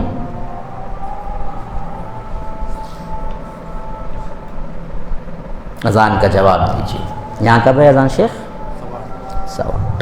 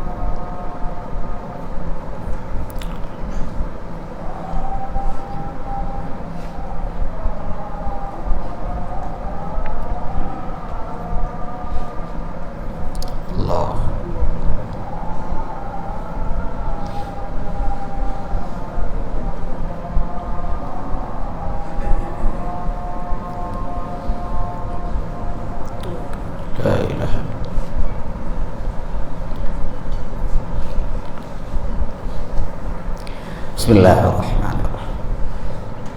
اب یہاں سے دوسرا باب، ایک دوسرا سیکشن شروع ہو رہا ہے. خالد ابن الولید نے اسلام قبول کیا تو پھر اس کے بعد واپس مکہ جانا بھی پسند نہیں کیا. کہا کہ میں اللہ کے رسول آپ ہی کی خدمت میں رہوں گا. اب یہاں سے آغاز ہو رہا ہے تربیت کا. اسلام قبول کرنے کے بعد سب سے پہلا معرکہ، سب سے پہلی جنگ جس میں شرکت کرتے ہیں وہ جنگ ہے جنگ موتا. موتا ایک جگہ کا نام ہے جہاں پر ایک عظیم ترین لڑائی لڑی گئی. وجہ اس کی یہ تھی کہ اللہ کے رسول صلی اللہ علیہ وسلم نے ایک سفیر کو، سفیر کہتے ہیں ایمبیسڈر، جو کیا کرتا ہے پیغام لے کے کسی اور ملک کو جاتا ہے، تو ایک صحابی کو سفیر بنا کے بھیجا. لیکن موتا کے قریب کا جو حاکم تھا، اس بدبخت نے اللہ کے رسول صلی اللہ علیہ وسلم کے اس صحابی کو قتل کر دیا. تو اللہ کے رسول صلی اللہ علیہ وسلم کو بہت بڑا غصہ آیا. یہ دراصل پوری قانون جنگ کے خلاف تھا، ملٹری رولز کے خلاف تھا کہ سفیر کو کبھی قتل نہیں کیا جا سکتا. یہ دراصل امن کے خلاف سب سے بڑا کیا ہے فساد تھا. تو اللہ کے رسول صلی اللہ علیہ وسلم موتا کے مقام پر اس سے جنگ کرنے کے لیے ایک لشکر تیار کیا. بہت چھوٹا سا لشکر، کل لشکر کی تعداد صرف 3000 تھی، جس میں خالد ابن الولید بھی شامل تھے. اور اس میں اللہ کے رسول صلی اللہ علیہ وسلم نے سب سے اہم ترین محبوب ترین شخص جو حضرت زید ابن حارثہ تھے، جن کو اللہ کے رسول نے متبنہ بنا لیا تھا، اڈاپشن جسے کہتے ہیں، لے پالک بیٹا، جو جاہلیت کے زمانے سے اللہ کے رسول صلی اللہ علیہ وسلم کے ساتھ تھے، جو زید ابن حارثہ کہلاتے ہیں، ان کو سردار بنایا. اور سردار بنا کے فرمایا کہ دیکھو اگر یہ شہید ہو جائیں تو پھر ان کی سرداری کے مقام پر جعفر آئیں گے، جعفر بن ابی طالب. اگر وہ بھی شہید ہو جائیں تو پھر عبداللہ ابن رواحہ آئیں گے. پھر وہ بھی شہید ہو جائیں تو پھر مسلمان جسے چاہتے ہیں اسے سردار بنا لینا. تو اسی وقت صحابہ نے کہا کہ اللہ کی قسم اب ہمیں یقین ہو گیا کہ تینوں شہید ہو جائیں گے. کیونکہ نبی کہہ رہا ہے کہ اگر یہ شہید ہو جائیں تو یہ شہید ہو جائے تو یہ شہید ہو جائیں تو یہ، تو پھر تو تینوں کی شہادت کنفرم ہے۔ اور زید بن حارثہ اپنے آپ میں خوش ہو رہے تھے کہ اللہ نے مجھے شہادت کا مرتبہ دینے والا ہے۔ حضرت جعفر خوش ہو رہے تھے کہ اللہ مجھے شہادت کا مرتبہ دینے والا ہے۔ عبداللہ ابن رواحہ خوش ہو رہے تھے کہ اللہ مجھے شہادت کا مرتبہ دینے والا ہے۔ پھر اس کے بعد میدان جنگ کے لیے نکلے اور توقع تھی کہ وہاں کا جو حاکم ہے وہ بھی اپنے لشکر کے ساتھ آئے گا، لیکن جب پہنچے وہاں پر موتا کے قریب معلوم ہوا کہ اس وقت حاکم نہیں ہے، بلکہ حاکموں کا اس کا بڑا جو بادشاہ ہرقل ہے وہ بھی آیا ہوا ہے، اور اس کے ساتھ 1 لاکھ نہیں بلکہ بعض روایتوں میں 2 لاکھ فوج موجود ہے جو مقابلے کو آئی ہوئی۔ ادھر 2 لاکھ، ادھر صرف 3000، کیا مقابلہ؟ تو بعض صحابہ نے کہا کہ یہ تو مقابلہ نہیں ہے، 3000 کہاں 2 لاکھ کہاں؟ اس واسطے ہمیں تو پلٹ کے اللہ کے رسول صلی اللہ علیہ وسلم کو نیوز سنانا ہے، پھر وہ جو فیصلہ کرتے ہیں اس کے تحت ہم کو آنا ہے۔ تو اس وقت حضرت عبداللہ ابن رواحہ کھڑے ہو گئے، تقریر کرتے ہوئے کہا کہ یہاں کون جیتنے کے لیے آیا ہے میرے بھائیو؟ یہاں تو اپنی جانوں کو ہتھیلیوں پہ لے کے اس واسطے آیا ہے کہ اللہ ہمارے جانوں کو قبول کر لے اور ہمیں شہادت دے دے۔ شہادت جب مل رہی ہے تو ہم واپس جا کے اللہ کے رسول کو کیوں بتائیں کہ یہاں شہادت مل رہی ہے؟ ہمیں کون سی زندگی محبوب ہے؟ ہم تو اللہ کی راہ میں کٹ مرنے کے لیے آئے ہیں۔ جب 2 لاکھ کا لشکر سے کٹ مر رہے ہیں یا 3000 سے، ہمیں اس سے کیا لینا دینا؟ اگر اللہ اس مقام پہ ہماری شہادت لکھا ہے تو ہم شہید ہونے کو تیار ہیں۔ تو صحابہ سب خاموش ہو گئے۔ تب تو مقابلہ کرو، سب مقابلے کے لیے تیار ہو گئے۔ اور اسی واسطے ہم دیکھتے ہیں کہ مقابلہ شروع ہوا تو ایسے معلوم ہوا کہ دشمن کا لشکر ہی لشکر ہے، مقابلے میں لشکر ہی نہیں ہے۔ 3000 تو 2 لاکھ میں گم ہو گئے اندر جا کر۔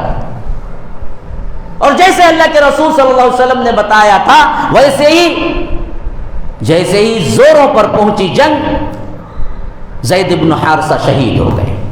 تو جھنڈا گرنے والا تھا کہ فوری طور پر جعفر نے اٹھا لیا۔ جعفر بن ابی طالب، یہ حضرت علی کے بھائی ہیں، انہوں نے اٹھا لیا۔ وہ شہید ہو کے جھنڈا گرنے والا تھا، عبداللہ ابن رواحہ نے اٹھا لیا۔ اور ادھر ایک روایت میں آیا ہے کہ اللہ کے رسول مجلس میں مدینے میں بیٹھے ہوئے تھے اور بذریعہ وحی اللہ کے رسول کو سب معلوم ہو رہا تھا، اور یہاں صحابہ پہ بیٹھے اللہ کے رسول کہہ رہے تھے قربان جاؤ اللہ تعالیٰ ان کو خوش رکھے، ابھی ابھی زید بن حارثہ شہید ہوئے ہیں، وہاں شہادت ہو رہی، یہاں اعلان کر رہے ہیں۔ اور جیسے ہی جعفر کی شہادت ہوئی اللہ کے رسول نے کہا کہ اللہ ان کو بھی خوش رکھے، جعفر نے بھی شہادت پائی۔ پھر اس کے بعد زار و قطار رونا شروع کر دیا۔ کیوں؟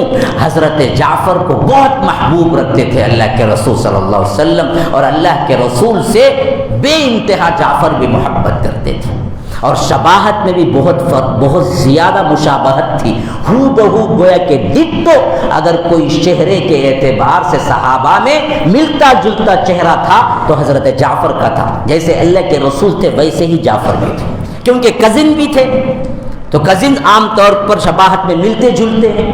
یہ حضرت ابی طالب کی اولاد میں سے تھے اور یہ عبداللہ کی اولاد میں سے تھے، اللہ کے رسول دونوں کزن تھے۔ تو اللہ کے رسول زار و قطار رونا شروع کر دیا۔ پھر اس کے بعد عبداللہ ابن رواحہ نے بھی بہت جلد کیا ہے شہادت پائی۔ اب مسلمانوں میں کوئی جھنڈا اٹھانے والا نہ تھا، یہاں تک کہ اسی وقت قبول کیے ہوئے جو سب سے بڑے بہادر اس وقت موجود تھے خالد ابن الولید نے جھنڈا اٹھا لیا۔ تو اللہ کے رسول صلی اللہ علیہ وسلم یہاں بتا رہے تھے صحابہ کو، تو کہا کہ اب اللہ کی تلواروں میں سے ایک تلوار نے جھنڈا اٹھایا ہے، وہیں سے لقب پڑا خالد سیف اللہ ہے۔ یہ لقب اسی وقت ملا جب انہوں نے جھنڈا اٹھایا۔ تو اللہ کے رسول نے کہا کہ اللہ کی تلواروں میں سے ایک تلوار نے جھنڈا اٹھایا ہے۔ اب یہاں سے جنگ جاری ہوئی۔ اب حضرت خالد ابن الولید کا کمال یہ تھا کہ 2 لاکھ کے لشکر میں سے ان 3000 کو بچا کر اس حیثیت سے لائے کہ نہ شکست ہوئی نہ فتح، لیکن سب کے سب صحیح و سلامت واپس لے کے آئے۔ ہاں روایتوں میں آتا ہے کہ اس وقت انسانوں کی لڑائی میں خالد ابن الولید کے ہاتھوں میں 9 تلواریں ٹوٹی ہیں۔ درخت کاٹنے میں نہیں ٹوٹی، لکڑی کاٹنے میں نہیں ٹوٹی، انسانوں کے ساتھ قتل میں 9 تلواریں، 1 2 3 4 5 6 7 8 9 تلواریں ٹوٹ گئی۔ اتنا لڑا خالد بن الولید، 9 تلواریں ٹوٹی۔ 10ویں تلوار تھی جو ہاتھ میں آئی تھی، جس کو لے کے انہوں نے پورے لشکر کو بچا کے واپس نکلے۔ تو اللہ کے رسول صلی اللہ علیہ وسلم کے پاس جب واپس پہنچے تو اللہ کے رسول نے کہا کہ یہ ہے وہ شخصیت جسے اللہ نے اسلام کے لیے اٹھایا ہے، یہ اللہ کی تلواروں میں سے ایک تلوار ہے۔ ہاں، سیف اللہ ہے۔ یہ لقب اتنا مشہور ہوا، خالد ابن الولید کا نام اتنا مشہور نہیں ہے جتنا سیف اللہ کا لقب مشہور ہو۔ حضرت خالد ابن الولید یہاں سے واپس آئے تو اللہ کے رسول صلی اللہ علیہ وسلم بڑے خوش ہوئے، اور اس طرح بچا کے لے آئے۔ 2 لاکھ کے مقابلے میں 3000 کا لشکر پورا کا پورا آ موجود ہوا، اور اس میں صرف شہادت پانے والے کتنے صحابہ تھے پتہ ہے؟ 2 لاکھ کا مقابلہ اور 3000 کا لشکر، لیکن شہادت پانے والے صرف 8 یا 9 افراد تھے، بس بقیہ سب کو بچا کے لے آئے۔ یہ کمال تھا خالد بن الولید کا رضی اللہ عنہ۔ اللہ کے رسول صلی اللہ علیہ وسلم پھر اس کے بعد انہیں اہم ترین جنگوں میں بھیجا کرتے تھے۔ پھر اس کے بعد ان کی زندگی میں سب سے بڑا اہم ترین موقع اس وقت پیش آیا جب رمضان 20 اور ہجری اعتبار سے 8 ہجری تھا، مکہ فتح ہوا۔ اللہ کے رسول صلی اللہ علیہ وسلم جیسے بڑے بڑے صحابہ کو ایک ایک ٹکڑی کا لشکر دیا، ویسے ہی خالد ابن الولید کے پاس بھی ایک جتھا دیا کہ تم اس راستے سے آنا۔ خالد ابن الولید جب مکے کے اندر داخل ہوئے تو اس وقت مشرکین مکہ کے چند نوجوان ان سے ٹکرائے، جس کی وجہ سے لڑنا پڑا۔ یاد رکھو، مکہ فتح ہونے پر کہیں کوئی لڑائی نہیں ہوئی سوائے خالد ابن الولید کی اس ٹکڑی کے ساتھ جس میں اللہ کے رسول نے خالد ابن الولید کو رکھا تھا۔ اللہ کے رسول نے پوچھا، ہم تو یہاں امن کے ساتھ داخل ہونے آئے، آپ لڑائی کیوں کیے؟ تو حضرت خالد ابن الولید نے کہا کہ اللہ کے رسول، لڑائی میں نے کیا، ان بدبختوں نے پہل کی، میں نے جواب دیا۔ تو اللہ کے رسول نے کہا کہ پھر تو کوئی بات نہیں ہے۔ اللہ کے رسول صلی اللہ علیہ وسلم ان سے راضی رہے اور مکہ فتح ہو گیا۔ مکہ فتح ہونے کے بعد جتنا عرصہ رہے اللہ کے رسول صلی اللہ علیہ وسلم کے ساتھ رہے، ہر معرکے میں ساتھ دیا، حتیٰ کہ تبوک کا موقع آیا جو اللہ کے رسول صلی اللہ علیہ وسلم کی زندگی مبارکہ کا آخری سفر بھی تھا، آخری جنگ بھی تھی، جس میں خالد ابن الولید ساتھ تھے اور کوئی جنگ نہیں ہوئی، اس واسطے کوئی کارنامہ دکھا نہیں سکے، لیکن اس کے بعد ان کا نام نامی اس میں گرامی سب سے بلند ترین شہرت کے ساتھ جو پہنچتا ہے وہ حضرت صدیق اکبر کی خلافت میں جنگ یمامہ میں ہوتا ہے۔ جب اللہ کے رسول صلی اللہ علیہ وسلم کی وفات کے بعد خلیفۃ المسلمین حضرت ابو بکر صدیق بنتے ہیں تو ان کو سب سے اہم ترین مقابلہ مسیلمہ کذاب سے ہوتا ہے۔ ایک شخص ہوتا ہے مسیلمہ نام کا جو کہتا ہے کہ میں بھی نبی ہوں۔ تو حضرت ابو بکر صدیق کو بہت غصہ آتا ہے، لشکر بھیجتے ہیں اور یہ بھی اپنا لشکر رکھتا ہے۔ 11 ہجری شوال کا مہینہ ہوتا ہے جس میں ایک بہت بڑا لشکر لے کے خالد ابن الولید بھی وہاں پہنچتے ہیں، اور مسیلمہ کذاب 40,000 سپاہیوں کے ساتھ مقابلے کے لیے آتا ہے۔ پہلے دن جنگ ہوتی ہے، کوئی نتیجہ نہیں، دوسرے دن جنگ ہوتی ہے، کوئی نتیجہ نہیں، تیسرے دن جنگ ہوتی ہے، کوئی نتیجہ نہیں، کیونکہ اس کو ماننے والے میں اس کو نبی مان رہے ہوتے ہیں۔ تو جو نبی مان کے مانتا ہے نا جی، وہ دراصل ڈسپلن کے اعتبار سے بہت پختہ ہوتا ہے، تو ادھر مقابلہ ہوتا ہے تو وہ بھی نبی کے ماننے والے جو سچے ہوتے ہیں، اور ادھر مقابلہ ہوتا ہے وہ بھی نبی کے ماننے والے جو جھوٹا ہے، لیکن مقابلہ بڑا زبردست ہوتا ہے۔ اس واسطے پہلے دن بھی فیصلہ نہیں ہوتا، دوسرے دن بھی فیصلہ نہیں ہوتا، تیسرے دن بھی فیصلہ نہیں ہوتا۔ تو خالد ابن الولید کہتے ہیں کہ اب اس سے زیادہ انتظار نہیں کیا جا سکتا، کہتے ہیں کہ میری بات مانو، جتنے ہم صحابہ ہیں سب چھوٹی چھوٹی ٹکڑیوں میں بٹ جائیں تاکہ لوگوں کو لشکر بہت بڑا دکھے اور سب مل کے ایک بارگی حملہ کریں۔ یہ نہیں کہ کچھ لوگ سامنے ہوں، کچھ لوگ پیچھے ہوں، کچھ لوگ دائیں ہوں، کچھ لوگ بائیں ہوں، ایسا ہی پہلے نظم ہوتا تھا جنگ کرنے کا۔ حضرت خالد ابن الولید اپنی ذہانت کو استعمال کرتے ہوئے کہتے ہیں کہ نہیں، بلکہ ہم کو سب کا سب سمٹنا چاہیے اور ایک ہی وار کرنا چاہیے۔ اور یہ بدبخت جو قلعہ بنا ہوا تھا، اس کا جو فورڈ تھا نا، وہ بڑا مضبوط تھا اور وہ دروازہ بند کر کے بیٹھ گیا تھا۔ تو انہوں نے کہا کہ دیکھو اس دروازے کو پہلے توڑنا ہے کوئی اس دروازے کو توڑنے کے لیے میرے ساتھ آنے والا؟ تو صحابہ کہتے ہیں کہ ہم تیار ہیں۔ چند لوگ آگے نکلتے ہیں، اور اس میں انس ابن مالک کے بھائی برا ابن مالک ہوتے ہیں، وہ کہتے ہیں کہ میرے لیے یہ کام چھوڑ دو، تمہارا کام صرف اتنا ہے کہ دروازے پہ مجھے کندھوں پہ اٹھا کے اندر پھینک دو، بقیہ کام میں سنبھال لوں گا۔ 40,000 کے لشکر کے مقابلے میں اکیلا ایک آدمی۔ بہادری اسے کہتے ہیں۔ بہادری یہ کوئی نہیں ہے کہ سگریٹوں کے پھونکوں کو مارتے رہو اور موبائل کو چلاتے رہو اور بڑے بڑی شیخی بگاڑتے رہو کہ میں وہ کیا، میں یہ کیا، اور سامنے کوئی آ جائے غنڈا تو اندر پینٹ گیلی ہو جائے۔ یہ حالت ہے ہماری۔ آج ہمارے نوجوانوں میں کیا ہے میرے بھائی؟ ہاں، کہاں کی بہادری؟ 4 غنڈے ساتھ میں ہوتے ہو تو چیختا ہے کتے کی طرح، اکیلا کہیں مل جائے تو تھر تھر کانپتا ہے، پینٹ گیلی ہو جاتی ہے۔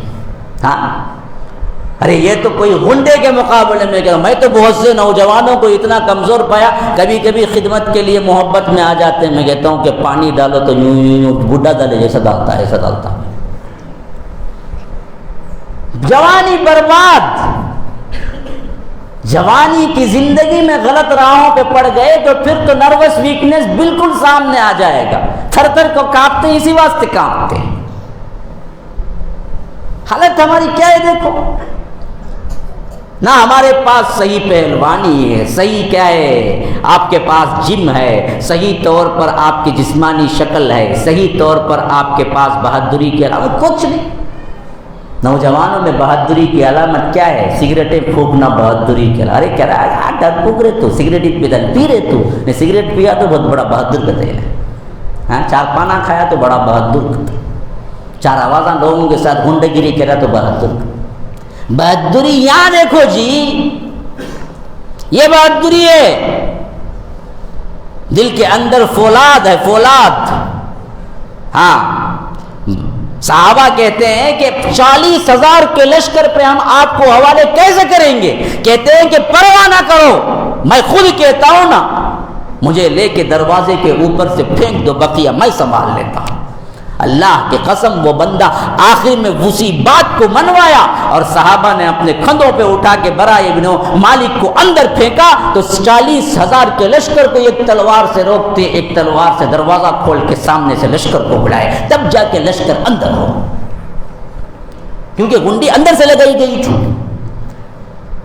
برا ابن مالک نے ایک ہاتھ سے روکا لشکر کو اور ایک ہاتھ سے دروازے کو کھولا۔ دروازہ کھولا تو سامنے جو لشکر موجود تھا جس میں خالد ابن الولید سر فہرست تھے، ان کا لشکر سامنے آیا۔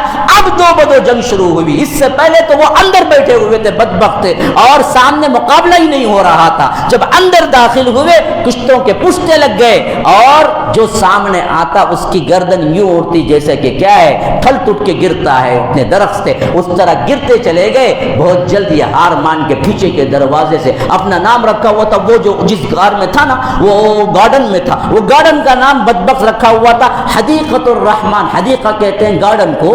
مسیلمہ کذاب کا اپنا گارڈن کیا تھا؟ حقیقۃ الرحمن، حدیقۃ الرحمن، رحمان کا باغ۔ اس واسطے اسلام کے خلاف کام کرنے والے اچھے اچھے نام رکھتے، نام میں کیا نہیں کر لینا، دھوکہ نہیں کھا لینا، کام دیکھنا۔ ہاں، کالا دوپٹہ پہن لے، کوئی انجینئر علی مرزا بیٹا کالا دوپٹہ بھی ہے، بہت اچھا بولتا بھی، دلائل سے بولتا بھی، نام سے دھوکہ نہیں کھانا، یاد رکھو۔ انہیں بھی بوجھ رکھا تھا۔ تو پھر اس کے بعد وہ پیچھے سے بھاگا۔ اب یہ جو بھاگا نا، صحابہ بھی بھاگے کہیں چھٹ کے نہ نکل جائے، اور اسی بھاگ دوڑ میں زبردست ایک نیزے باز بھی بیٹھے ہوئے تھے۔ وہ وہی تھے جو حضرت حمزہ کو نیزہ مارے تھے، وحشی۔ انہوں نے تاک کے نیزہ پھر مارا جیسے اس وقت مارا تھا، جا کے برابر فٹ ہوا، گرا۔ تو پھر اس کے بعد برا ابن عازب اور خالد ابن الولید کی تلواریں مسلمہ پہ پڑی تو وہ کٹ کے نیچے گرا۔ اسی واسطے حضرت وحشی کہا کرتے تھے، میں جاہلیت میں اسلام کے ایک بطل جلیل کو کیا ہے شہید کیا، لیکن پھر اس کے بعد میں اسلام لایا تو پھر اسلام کے اندر سب سے بڑے کفر اعظم کو میں نے کیا ہے مارا، وہ مسیلمہ کذاب کا۔ شاید اللہ مجھے معاف کر دے اس قتل کے بدلے اس قتل سے۔ یہ پہلا کارنامہ تھا جس میں خالد ابن الولید ابھر کے سامنے آئے۔ اسی واسطے حضرت ابوبکر صدیق کے پاس جب کبھی خالد کی شکایت پہنچتی، کیونکہ خالد ابن الولید نیچر کے اعتبار سے ہی جنگجو تھے، تو کبھی کبھی اپنی طاقت کے بل بوتے پر ایسے کام کر جاتے تھے جو خلیفے کی اجازت کے بغیر کرنا نہیں چاہیے تھا، لیکن بہادری کوٹ کوٹ کر بھری ہوئی تھی، اس واسطے کر جاتے تھے۔ اور کبھی کبھی شکایت ہوتی تھی حضرت ابوبکر صدیق سے کہ خالد بہت ہی ایسے خطرے مول لیتے ہیں جو آپ کو پوچھے بغیر مول نہیں لینا چاہیے، تو آپ ذرا ان کو روکیے۔ تو حضرت صدیق اکبر کہا کرتے، اللہ کے رسول نے انہیں اللہ کی تلوار کہا، جسے اللہ تبارک و تعالی نے کفار پر اپنی تلوار کو نکالا ہے، میں کیسے اسے بند کر سکتا ہوں؟ وہ جو چاہے کرے۔ ایک مرتبہ تو اتنی بہادری دکھائی کہ لشکر کے ساتھ لڑائی جاری تھی، حج کا موسم آ گیا، صرف اپنے ساتھ ایک ساتھی کو لیا، تیزی کے ساتھ دوسرے راستے سے حج کے لیے پہنچے۔ پورے لشکر میں کسی کو معلوم نہیں تھا کہ خالد ابن الولید لشکر میں موجود نہیں ہے۔ لڑائی ویسے ہی ہو رہی تھی جیسے خالد ابن الولید کے موجود ہوتے ہوئے لڑائی ہو رہی تھی، لیکن خالد ابن الولید اسی اثنا میں نہ فلائٹ تھی، نہ ٹرین تھی، نہ کوئی کار، نہ کوئی سواری، صرف گھوڑے سواری پہ اتنی تیزی سے مکہ پہنچے اور حج کیا، اور اتنی تیزی سے واپس جنگ کے میدان میں آ گئے کہ کسی جنگی کو معلوم ہی نہیں ہوا کہ خالد ابن الولید حج کر کے بھی واپس آ گئے۔ صدیق اکبر کو معلوم ہوا تو کہا، یہ تو بہت خطرناک چیز ہے، پورے لشکر کے سپہ سالار آپ ہیں اور آپ کیا ہیں جا کے حج کر کے بھی آ گئے، ایسی غیر احتیاطی چیزیں نہیں ہونی چاہیے۔ اور بعض صحابہ نے کہا کہ اس پر تو انہیں معزول کر دینا چاہیے۔ حضرت خالد ابن الولید کے بارے میں جب صدیق اکبر کو یہ کہا گیا تو صدیق اکبر نے کہا کہ میں کیسے خالد کو اتار سکتا ہوں جسے اللہ تبارک و تعالی نے کافروں کے بدلے انہیں کھینچا ہے۔ اس طرح بہادری تھی۔ یہاں سے آغاز ہوا، پھر ادھر روم ادھر ایران، دو حکومتیں تھیں، اور یہ دونوں بڑی بڑی حکومتیں تھیں۔ اتفاق دیکھیے، دونوں کی حکومتوں سے لڑنے کا آغاز خالد ابن الولید ہی کے ذریعے ہوا۔ ادھر بھی صدیق اکبر نے جب معرکہ روم ہونے والا تھا حضرت خالد ابن الولید کو ہی بھیجا، اور ادھر بھی جب ایران سے مقابلہ ہوا ادھر بھی خالد ابن الولید کو ہی سب سے پہلا جنگجو لشکر بنا کر بھیجا۔ اور سب سے پہلا معرکہ جو ہوا اس وقت خالد ابن الولید کے پاس صرف اور صرف 7,000 کا لشکر تھا، 7,000 کا لشکر، اور ادھر مقابلہ 400 سال کی حکومت رکھنے والی قوم ایران سے تھا، جس کے مقابلے میں 7,000 کا لشکر آٹے میں نمک کے برابر بھی نہیں تھا۔ لیکن خالد ابن الولید انہی کو لے کے آگے بڑھے اور پہنچ گئے۔ اب مسئلہ یہ تھا کہ ان لوگوں نے قسم کھا کے رکھا ہوا تھا کہ ہم نہیں ہٹیں گے، اس واسطے اپنے پاؤں کو زنجیروں سے باندھ لیا کہ کچھ بھی ہو جائے ہم جنگ سے نہیں بھاگیں گے، مشرکین مکہ نے۔ اور ساتھ میں ادھر حضرت خالد بن الولید نے کہا تم کچھ بھی کر لو، یاد رکھو ہم اپنے ساتھیوں کو ایسے لائے ہیں جس طرح تم زندگی کو عزیز رکھتے ہو، ہمارے ساتھ موت کو عزیز رکھتے ہیں۔ تم کیا لڑ پاؤ گے ہمارے سے؟ تمہیں زندگی جتنا عزیز ہے، ہمیں اور ہمارے ساتھیوں کو موت اتنا ہی عزیز ہے۔ تم موت سے ڈرتے ہو اور خاتمہ سمجھتے ہو، ہم موت سے بہادری کے ساتھ ملتے ہیں اور زندگی سمجھتے ہیں۔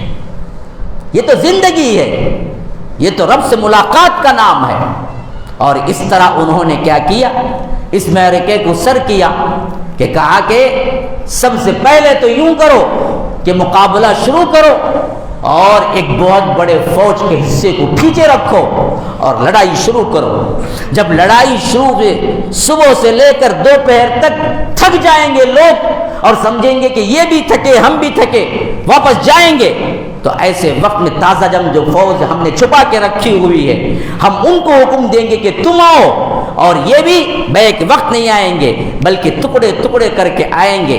جب دشمن دیکھے گا تو انہیں تو کیا کمک مل رہی ہے، ایک ایک گھنٹے پر ایک ایک گھڑی پر نئی نئی فوج آ رہی ہے، پتہ نہیں کتنی بڑی فوج رکھے ہوئے ہیں، یہ تھکا ہار کے حوصلے پست ہوں گے تو ہم انہیں گاجر مولی کی طرح کاٹ کے رکھ دیں گے۔ یہ تدبیر کام آئی، 7,000 کا لشکر 90,000 کے لشکر سے مقابلہ ہوا اور فتح پائی صرف ایک تدبیر سے۔ تدبیر یہ کی کہ انہوں نے کیا کیا، 2,000 کا لشکر سامنے رکھا، 5,000 چھپا دیا اور لڑتے رہے۔ دوپہر تک جب وہ بھی تھک گئے یہ بھی تھک گئے تو سمجھا کہ ہم بھی تھکے وہ بھی تھکے، اب تو ہم واپس جائیں گے۔ تو حضرت خالد ابن الولید نے اس لشکر کو اشارہ کیا جو ابھی موقع پر آیا ہی نہیں تھا، وہ تازہ دم ہو کے اترا اور 1,000 اترے، لڑتے رہے، جیسے ہی تھکے پھر 1,000 آیا، جیسے ہی تھکے پھر 1,000 آیا۔ تو دشمن نے سوچا کہ پتہ نہیں کتنے لاکھوں کا ان کا لشکر ہے کہ آتا جا رہا ہے آتا جا رہا ہے آتا، حوصلے پست ہوئے تو پھر ان کو گاجر مولی کی طرح کاٹ کے رکھ دیا، حتیٰ کہ وہ ڈالے ہوئے بیڑیاں جس کے واسطے انہوں نے کہا کہ ہم نہیں بھاگیں گے، ہمارے پاؤں کو بیڑیوں سے باندھ دو، یہی بیڑیاں ان کے لیے مصیبت بن گئی کہ اب وہ بھاگنا چاہ رہے ہیں لیکن بھاگنے میں بیڑیاں خود کی ڈالی ہوئی ہیں، اور اس وقت ان کے پاس ہاتھی بھی تھے اور ہاتھی آ کے بیڑیوں میں اٹک جاتے تھے، تو انہی فوجیوں کے اوپر وہی ہاتھی جو دشمن کے لیے لائے تھے انہی کے اوپر گر گر کے انہیں مار رہے تھے۔ اس واسطے اس جنگ کا نام ہی ذات السلاسل پڑ گیا، بیڑیوں والی جنگ۔ یہ پہلی جنگ تھی جس میں اللہ تبارک و تعالی نے خالد ابن الولید کو فتح عام دی، اور اس کے بعد ایران کے اندر وہ داخل ہوتے چلے گئے یہاں تک کہ مدین فتح ہو گیا۔ وہ بہت سالوں بعد حضرت عمر کے خلافت میں حضرت عمرو بن عاص کے ہاتھوں ہو۔ تاریخ خلفائے راشدین میرے 30 سال کا مضمون ہے، 2017 یا 18 میں نے بیان کیا، یوٹیوب پر تفصیل دیکھنا ہے تو وہاں دیکھ لیں، پورے 30 گھنٹے کا مضمون ہے، یہاں آدھے گھنٹے میں بیان کرنے کا مضمون نہیں ہے۔ اس طرح ایران کو فتح کرنے کے اعتبار سے بھی سب سے پہلے خالد ابن الولید ہی کا آنا ہوا، اور اسی طرح جب روم معاملہ پیش آیا اور وہاں پر ان لوگوں نے کیا ہے جنگی ہتھیار نکالے اور جنگ کے لیے تیار ہوئے، تو سب سے پہلے حضرت ابو بکر صدیق نے خالد ابن الولید ہی کو انتخاب کیا کہ آپ جائیں، اور روم کا سب سے خوبصورت شہر دمشق کا، جسے دماسکس کہتے ہیں آج، اسی شہر میں مقابلہ ہوا، اور اللہ تبارک و تعالیٰ کے فضل و کرم سے وہ بھی اسی ہی تدبیر سے فتح ہو۔ وہاں کا جو بادشاہ تھا حکمران کے اعتبار سے وہ ہرمز تھا، کہتے ہیں کہ اس کا تاج ہی اتنا قیمتی تھا کہ وہ تاج ہرقل جو اس کا بادشاہ تھا اس کے پاس بھی اتنی قیمت نہیں تھی جس قیمت کا وہ تاج پہنتا تھا۔ تو اب محاصرہ ہو گیا، محاصرہ ہونے کے بعد یہ دروازے بند کر کے بیٹھ گئے۔ وہ زمانے میں شہروں کے پاس فصیل ہوتی تھی، ایسے کھلے شہر نہیں تھے۔ آج شہر کھلے ہیں، انسان داخل ہونے کے لیے گیٹ ہے، کون سی گیٹ؟ ویزا، پاسپورٹ، تم کہیں بھی نہیں جا سکتے ویزا پاسپورٹ کے بغیر۔ شہر کھلا. اس زمانے میں ویزا پاسپورٹ نہیں تھا، لیکن شہر باؤنڈری وال ہوتا تھا. کتنا بڑا بھی شہر ہو لیکن اسے باؤنڈری وال ہوتی تھی اور اسے دروازے ہوتے تھے. داخل ہونا تو اسی دروازوں سے داخل ہونا. جب فوج آئی، لشکر آیا سامنے، تو ان لوگوں نے کیا کیا کہ جتنے دروازے ہیں ان سب کو لاک کر کے اندر بیٹھ گئے. اب کوئی سامنے آئے تو مقابلہ ہونا، سامنے ہی نہیں. اب دن پہ دن گزرتے جا رہے ہیں.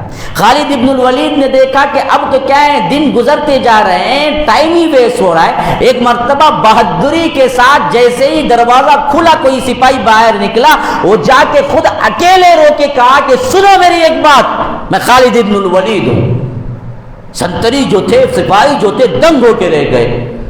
فوج کا سپہ سالار تنہا دروازے پہ کھڑا ہوا ہے، ہمارے تیروں کی زد میں اور ہماری تلواروں کی زد میں، اوپر سے کوئی سپاہی پھینکے کوئی تیر تو خالد ابن الولید اسی وقت میں کہا ہے مارے جائیں گے. لیکن بہادری کا یہ عالم ہے کہ نہ ادھر دیکھا نہ ادھر دیکھا، تنہا آ کے کہہ رہا ہے کہ سنو میری ایک بات. تو وہ ششدر ہو کے کھڑے ہو گئے کہ پتہ نہیں اب کیا بولنے والا ہے. تو خالد ابن الولید نے وہی لشکر کے سامنے کھڑے ہو کر تقریر شروع کر دی. کہا کہ دیکھو سنو، نہ ہم تمہارا ملک چھیننے آئے ہیں، نہ تمہارا مال چھیننے آئے ہیں، نہ تم پر اقتدار حاصل کرنے آئے ہیں. ہم صرف اللہ کی عبادت کا اعلان کرنے آئے ہیں. ہمارے اندر اللہ نے نبی بھیجا اور نبی کے ذریعے یہ پیغام بھیجا کہ بندوں کی غلامی سے نکال کر بندوں کو بندوں کے رب کی غلامی میں دینا. نہ تمہارا مال ہم کو چاہیے، نہ تمہارا مال، نہ تمہاری جان ہم کو چاہیے، نہ تمہارا اقتدار ہم کو چاہیے. ہم کو تو صرف اور صرف اللہ کی توحید چاہیے.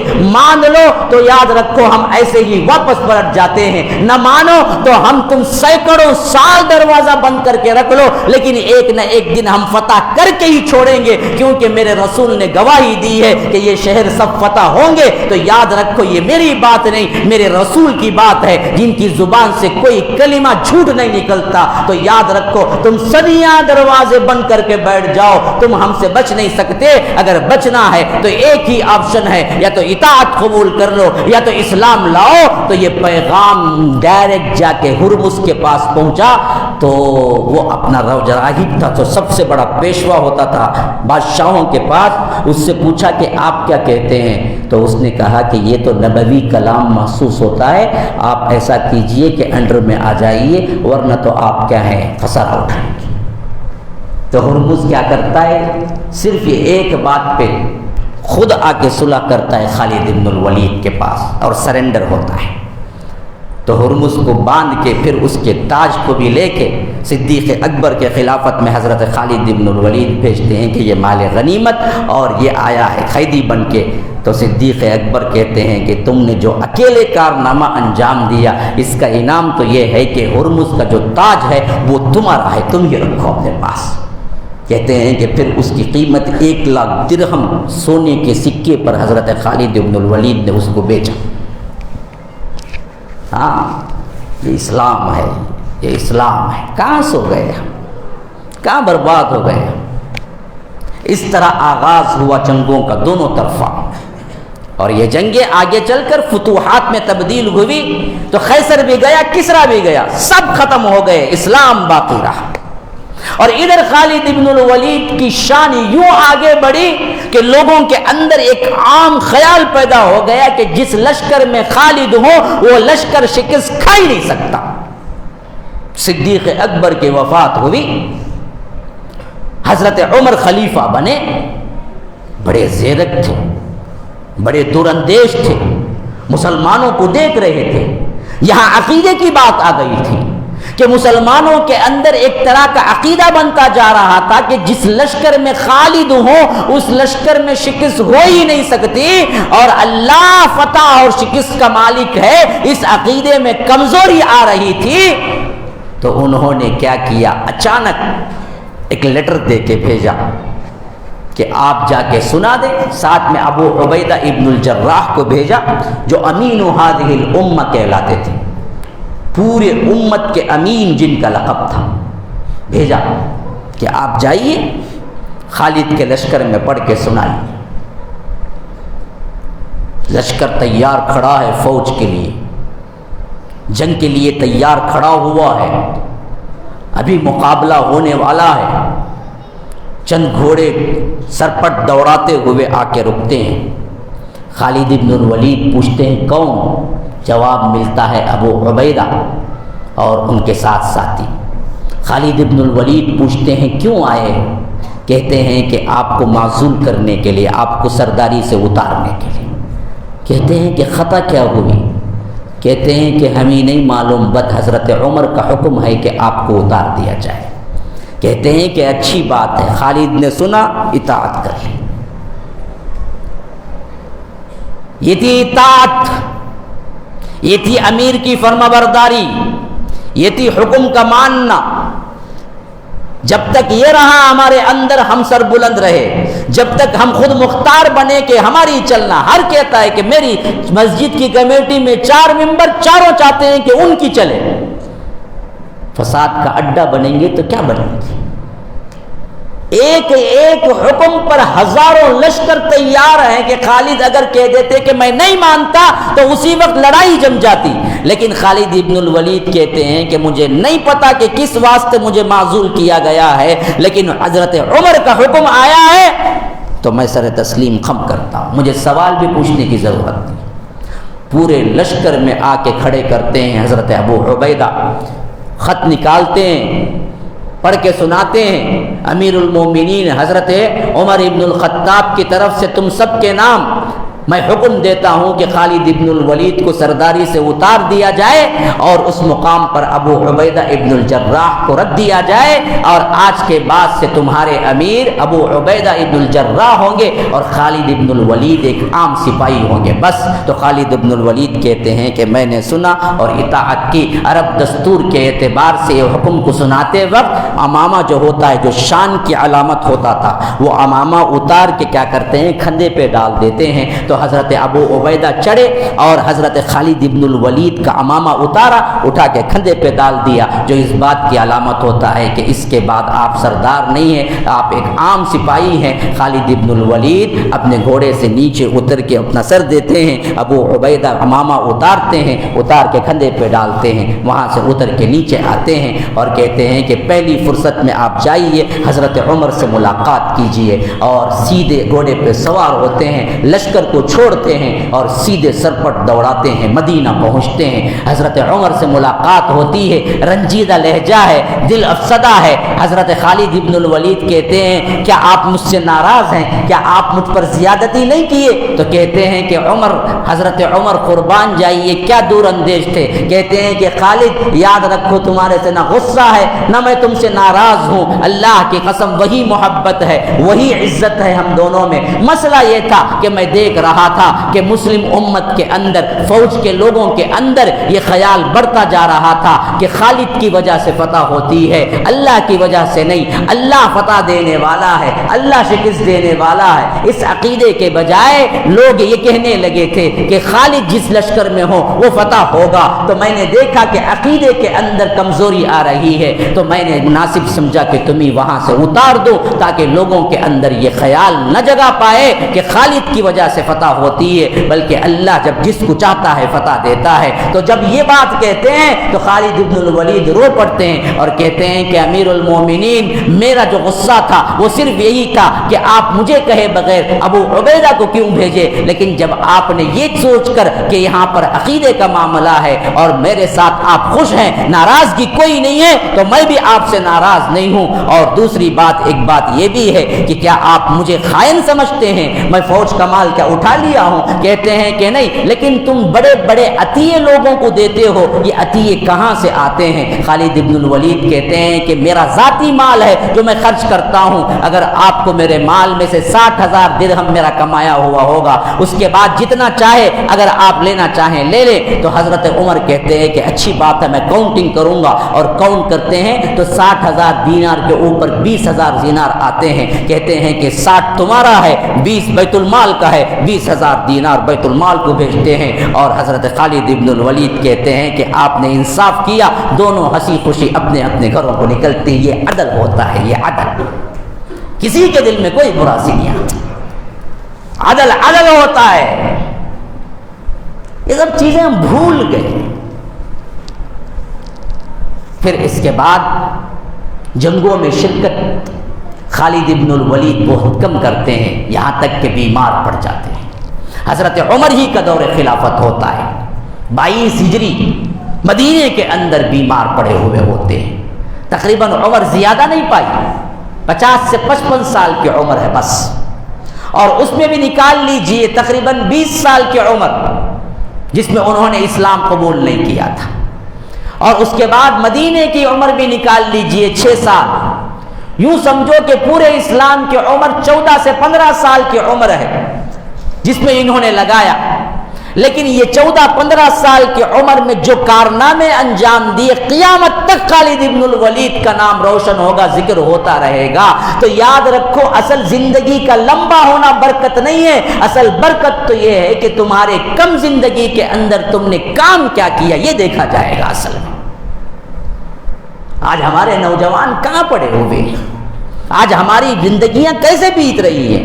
25-30 سال تو آنکھیں بند کرتے نکل جاتے ہیں، 50 سال تو کمائی کر کے گھر بنانے میں نکل جاتے ہیں، اور بندہ کہتا ہے کہ ابھی تو 50 سال ہے بھائی، ابھی گھر بنا کے فارغ ہوا۔ ارے بدبخت، 50 سالوں کی زندگیوں میں انہوں نے قیصر و کسریٰ کو اڑا کے پوری دنیا کو اسلام کے اندر کر دیا۔ 50-55 کی عمر اس سے زیادہ خالد ابن الولید نے نہیں پائی۔ وفات کا وقت تھا، بخار نے آ لیا تھا اور شدید بیمار پڑے ہوئے تھے، مزاج پرسی کے لیے لوگ آنے لگے۔ جب ان کا دوست آیا، رو رہے تھے، خالد ابن الولید جب رو رہے تھے تو ساتھ میں بیٹھے صحابہ نے پوچھا، خالد دنیا چھوڑ کے جانے کا غم ہے جس کے لیے تم رو رہے ہو؟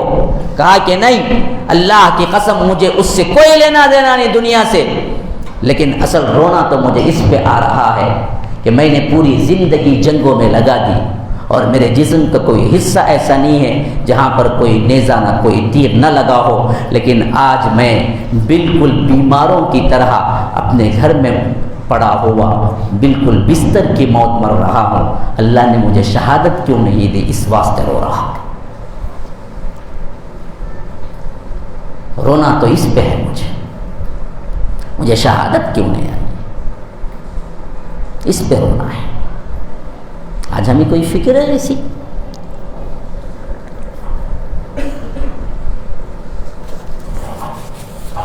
کبھی سوچا ہے آپ نے یہ زندگی بھی کیا زندگی ہے؟ مکڑی کا گھر، مکڑی کا جالا، تکوں کا گھر، مصیبتوں کا مارا، یہ بھی زندگی ہے؟ کھائے پیے مر گئے، کوئی زندگی؟ جانوروں کی زندگی وہی زندگی؟ کیا کیا تم نے؟ شہادت کی کبھی تمنا بھی کی ہو کہ اللہ تعالیٰ مجھے شہادت کی موت دے دے؟ شہید ہونا اور بات ہے، تمنا کرنا اور بات ہے۔ تمنا تو کیے نا، کبھی کی ہو؟ ہمیں تصور بھی نہیں آتا۔ پوری زندگی جہاد میں لگانے کے باوجود خالد بن الولید اس وقت رو رہے ہیں، کاش کہ مجھے میدان جنگ میں موت آتی، یہ کیا بیماروں کی طرح، لڑکیوں کی طرح میں اپنے گھر پہ مر رہا۔ تو اسی وقت کہتے ہیں کہ حضرت ابن عمر یا ابن عباس تھے جو سامنے بیٹھے ہوئے تھے، انہوں نے کہا کہ خالد غم نہ کرو، تم نے اپنی پوری زندگی اللہ کے لیے لگائی، اور اللہ کے رسول نے تمہیں اللہ کی تلوار کہا، اگر تمہیں کوئی کافر قتل کر دیتا تو پھر اللہ کی تلوار ٹوٹ جاتی، یہ کیسے ہو سکتا ہے؟ تمہارا تو شہادت پانا ممکن ہی نہیں ہے، تم تو اللہ کی تلوار تھے۔ پھر اللہ کی تلوار اگر کسی کو کیا ہے قتل کر کے اللہ کی تلوار گرا دی جائے تو پھر تو اللہ تبارک و تعالیٰ کے شان میں کیا ہے کمی ہے۔ اسی واسطے اللہ نے تمہیں شہادت کی موت نہیں دی، لیکن اللہ تم سے راضی ہے، اسی واسطے تو اللہ نے تم سے اتنا کام لیا۔ تب کہیں جا کے حضرت خالد بن الولید کو کیا ہے ڈھارس بندی، اطمینان ہوا۔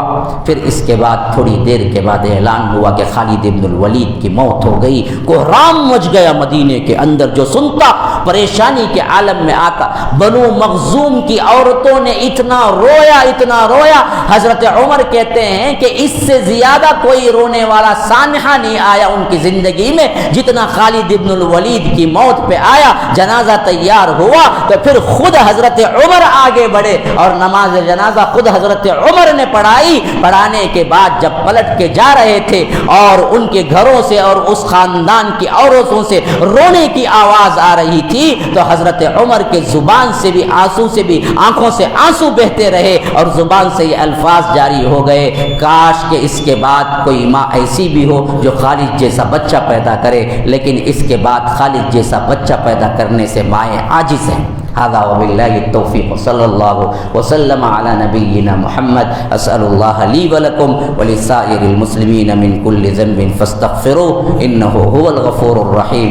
دیکھیے ایک بہت اہم ترین اعلان ہے مسجد کے تعاون کے سلسلے میں، مسجد ہذا اسی مسجد کا تعاون ہے نا، تو آپ حضرات سے التجا کی جا رہی ہے کہ جو ہو سکتا ہے دل کھول کر دیں، یہ اللہ کی مسجد میں دینے کا معاملہ ہے جو آپ کے لیے ہمیشگی کا باعث بن جائے گا، اور اللہ تبارک و تعالی اس کا بدلہ اس وقت دیں گے جہاں پر سکہ نہیں چلے گا۔ میرے بھائی آج سکے کی قدر ہے جس کے عوض ثواب ہے، کل سکہ آپ دیں گے لیکن ثواب کہیں نہیں ملے گا۔ یہ بہترین موقع ہے، آپ اپنے طور پر جو کچھ ہو سکتا ہے اللہ کی راہ میں دینے کی کوشش کریں۔ سبحانک اللہم و بحمدک، اشہد ان لا الہ الا انت، استغفرک و اتوب الیک۔ والسلام علیکم ورحمۃ اللہ وبرکاتہ۔